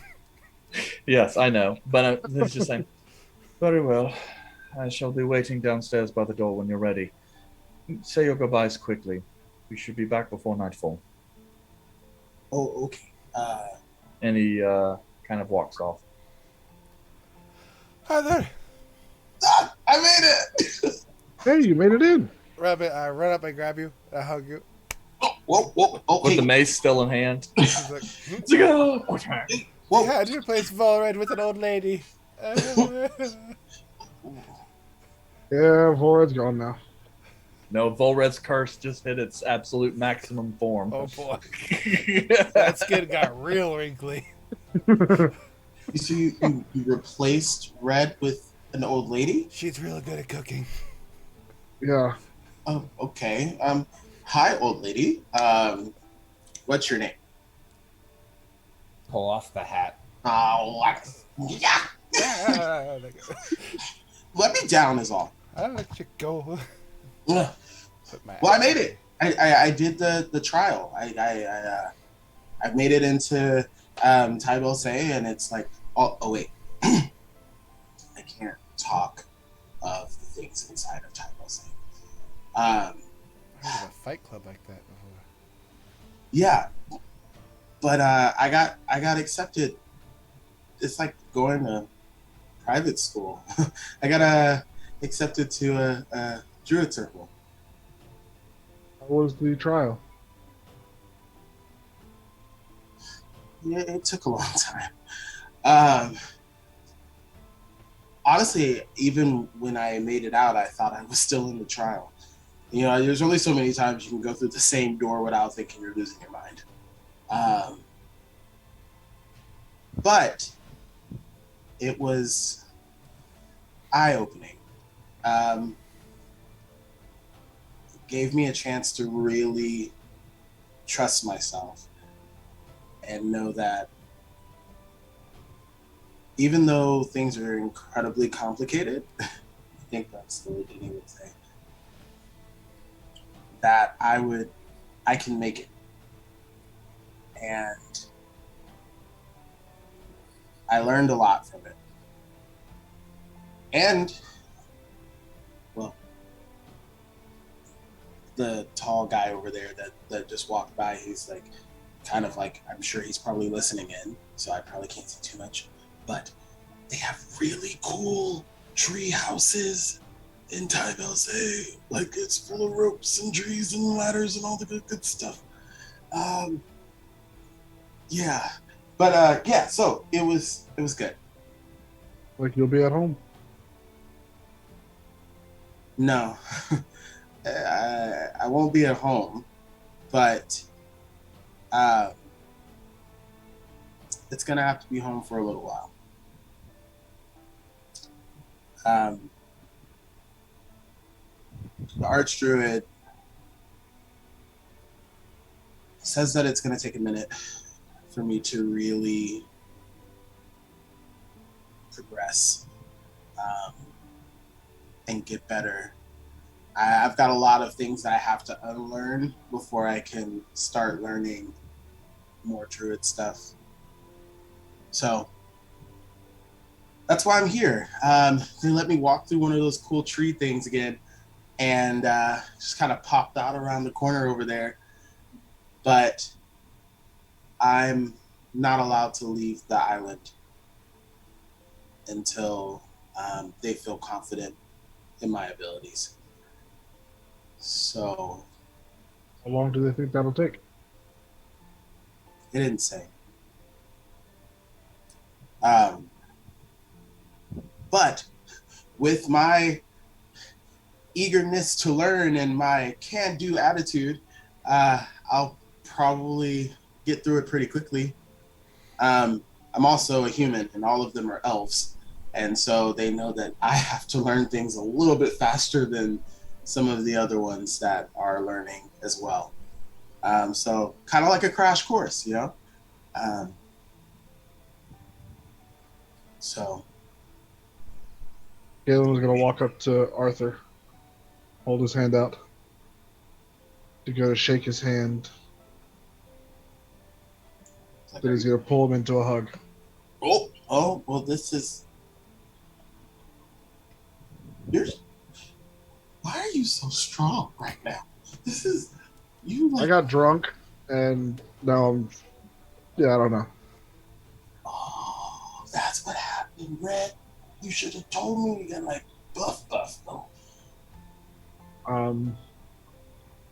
Arthur, Yeah, you will be missed. you say it like that's goodbye. We're Given the fact that you're going to go train with druids who lived for hundreds of years, and they won't let you leave until they feel that you are ready, chances are it's going to be a few years. Not goodbye, but you will be missed until you are back. yeah. Thanks, Kevin. And I'm gonna miss you too. And figure out that little demon book thing. Sorry. Whatever your name is, I apologize. I don't remember. Just don't let the book take over you. You don't really have anybody that can fix that if it happens. So, I mean, Azal can fix it. I mean, technically, Red can fix it too. You just kill you. Both of you guys can really fix the problem. But just Anyway, yeah. So yeah, don't die. Stay in the middle of everybody, because every time you go off on the edge and try to stay in the back somewhere, you end up getting hit. And I don't. I've just learned to stop moving. That didn't work for you either, though. So like, It works more often than moving. that's fair. That is fair. Oh, by the way, never mind. I thought I had it, but I guess it didn't go through the tree with me. But they have a lot of those like really cool shard things, and they're like very big, like they're all the way up to the sky. They look like towers. So if I ever get a chance to leave relatively soon, I'll bring you one so you can study it. Very much appreciated. But don't let no big old guy out there hear that, because he'll fight me. And he's way better at being a bear than I am.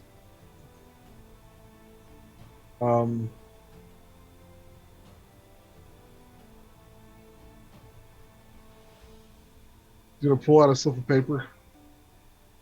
The note that is about 80% burnt now from Gorbeck. Finish this off for me. Like right now, can I do it now?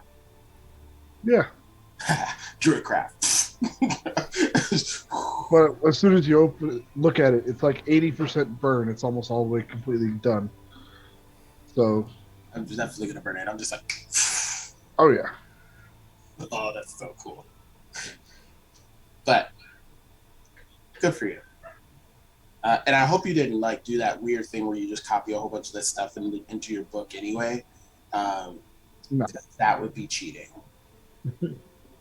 Oh, I still have your dictionary.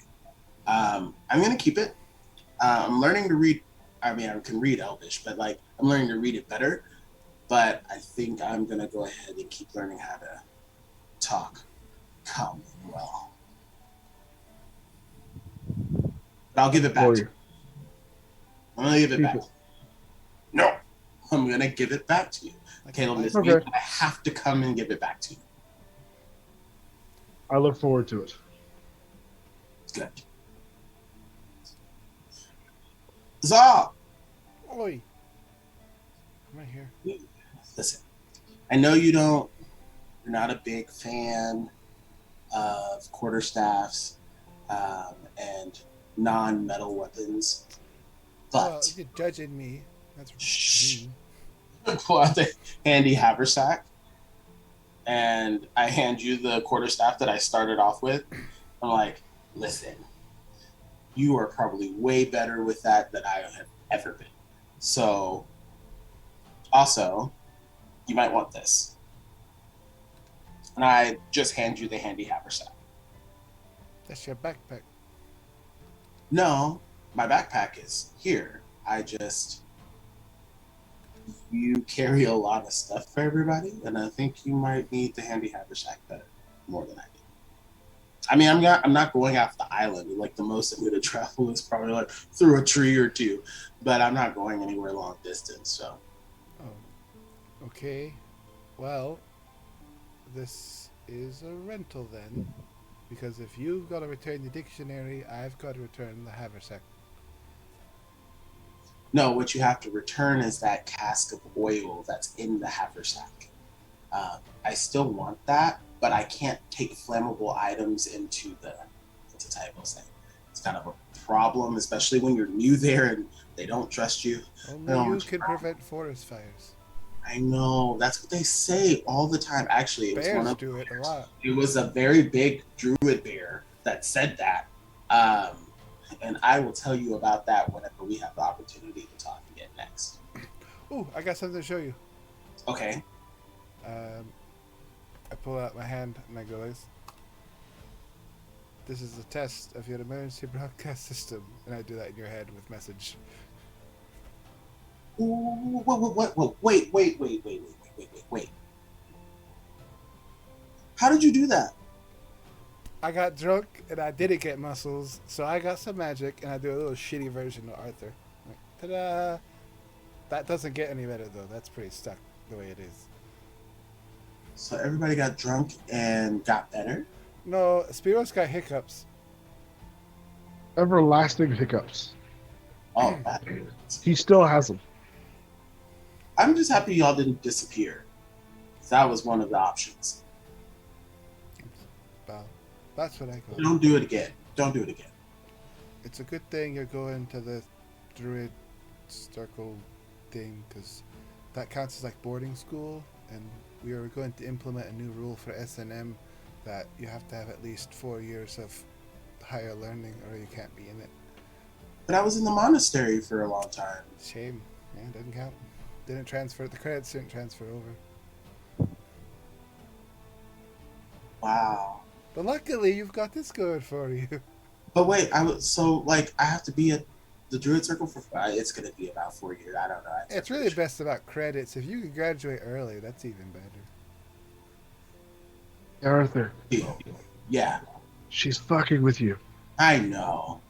Oh, that piece of paper. Like, right, I'll just tear up that piece of paper. Like, okay, Hey. filed. Caleb. Yes. Eventually, you know magic that like changes people's shape and stuff, right? Yes. Turn somebody into, or turn his own into a bear. Make her go somewhere so she gets shot, just once. I am I'll do that. standing right here, and that's a good idea. I could do that. Good. Oh, and if you go back to go see Gander, I'll bring him one of those shards too if I can. Awesome. But yeah. Red! Hello.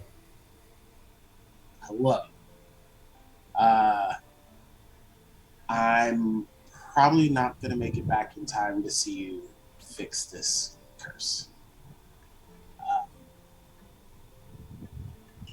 But if you still have it when I'm out, hopefully I can fix it. Because that's what I'm gonna go learn how to do. I think. I've been told that I can do it. But it's gonna take some time. I might be dying soon. I mean, we're all technically dying, Red. You've died already.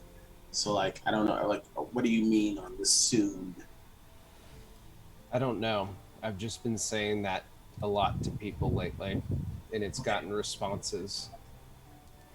Okay, because that really did make me a little nervous there, Red. I thought you were actually, you knew you were about to die, and I'm just like, okay, I'm about to go to school. So don't do that. Don't die again. And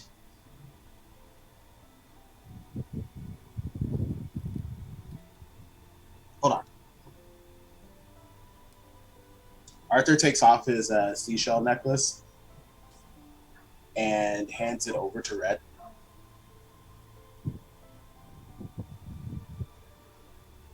I need you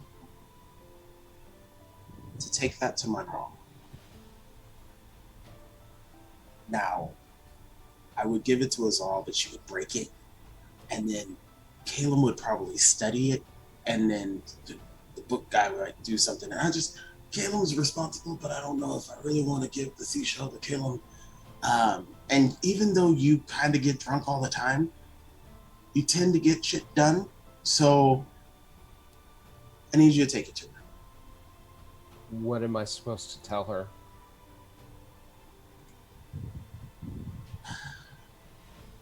You can tell her that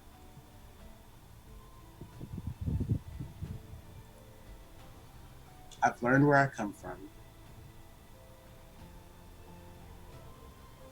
and I'm working really hard to be someone that she's proud of. That I miss her.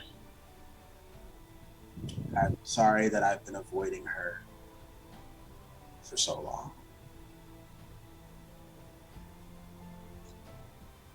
So you can find her. There's a little cottage just east of Elodin. You'll recognize it. There's a lot of animals around it. And my dad's flagship is hanging out of the window. Where was that in reference to Elodin again? Just east. We actually were really close to it when we were going, before we headed into the mountains. But I wasn't ready to go see my mom. And it's going to be a minute before I get a chance to. Okay. When you see her, show her the necklace, and then call her by her first name. She'll know I sent you. Her name's Calypso.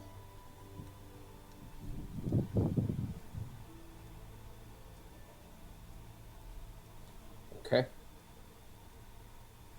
So, yeah. I think it's almost about time for me to go.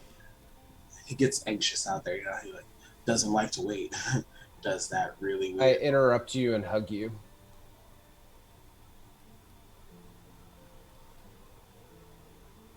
I like hug Red and like pat him on the back a couple of times. And Red, I still owe you. You saved my life on the boat. You saved my life on the boat. Didn't know who I was. So I owe you at least that.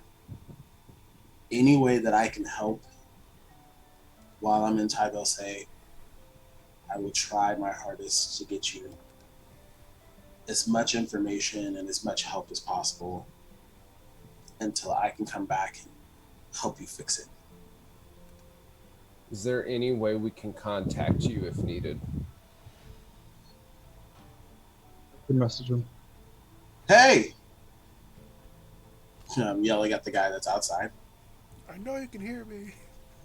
Yeah. As you're kind of calling out, his head kind of pokes out of the front door.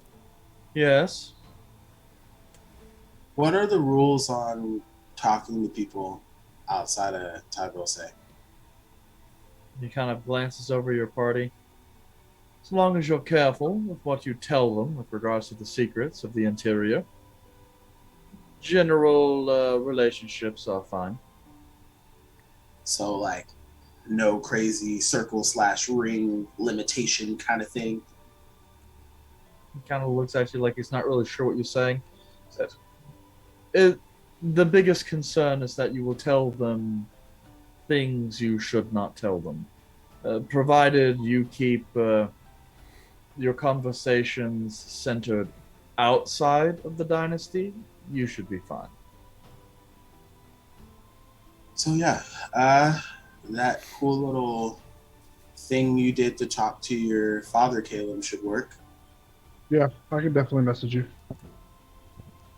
But hey, who's in a cult now? Oh shit! That Arth's got a uniform. I was like, no. He's in deep. He's in more of a cult than I am. You've gave away your precious possessions. You got a uniform. You're not allowed to talk to people. You're in a cult, Arthur. Yeah. I'm proud of you. Come join our cult.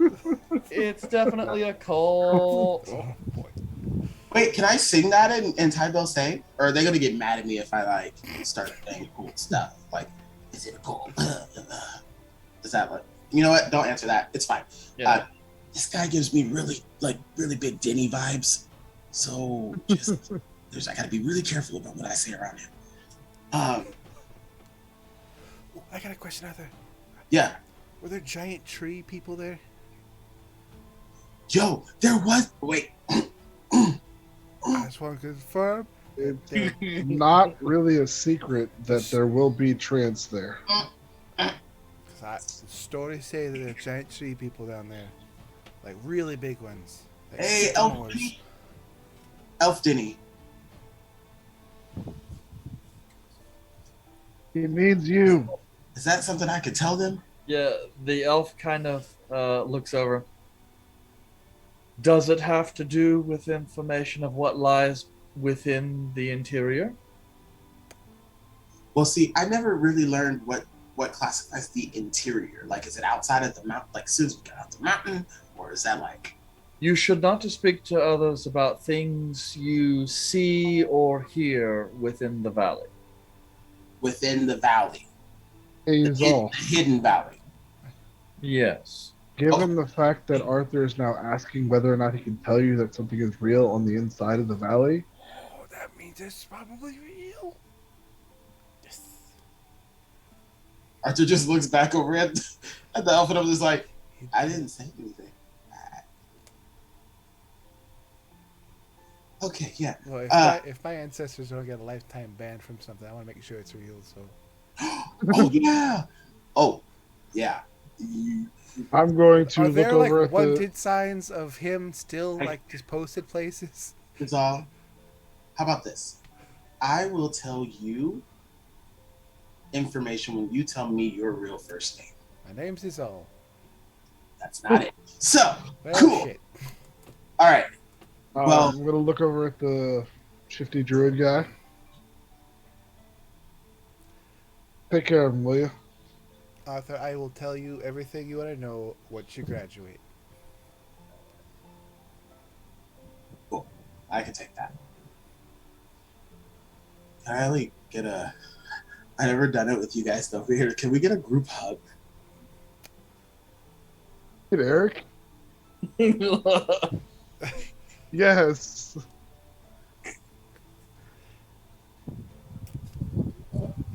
Come on, Caleb.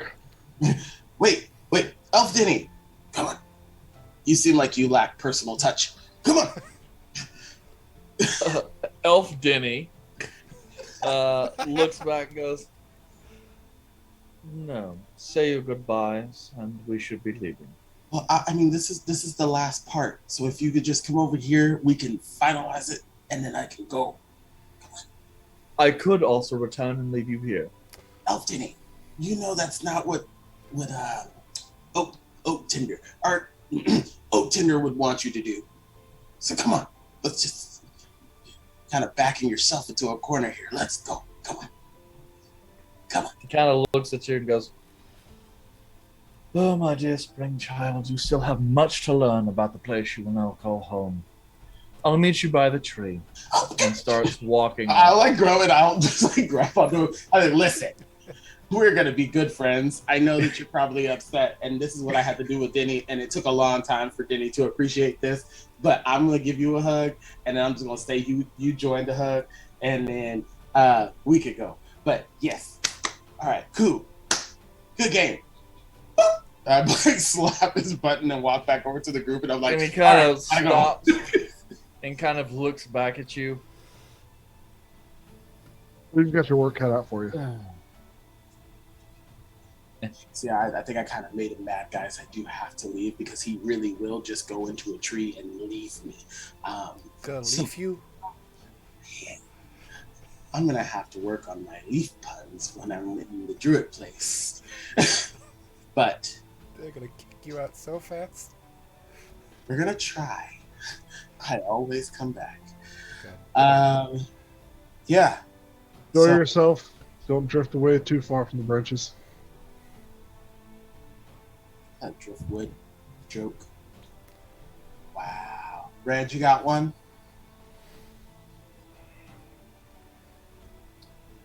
Tree you later. Respect. Hey, Elf Diddy! I got one. What? Don't drink too much or you might get sick or more. Elf Diddy! I'm gonna run out the door and I'm gonna like look back into the room just one more time and just bye guys. Now I'm out. I love him. He's so cool. Okay.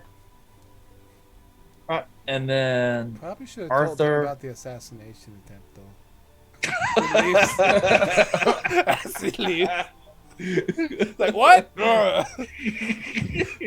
Yeah, they disappear down along the waterfront, and before long, you can no longer see them.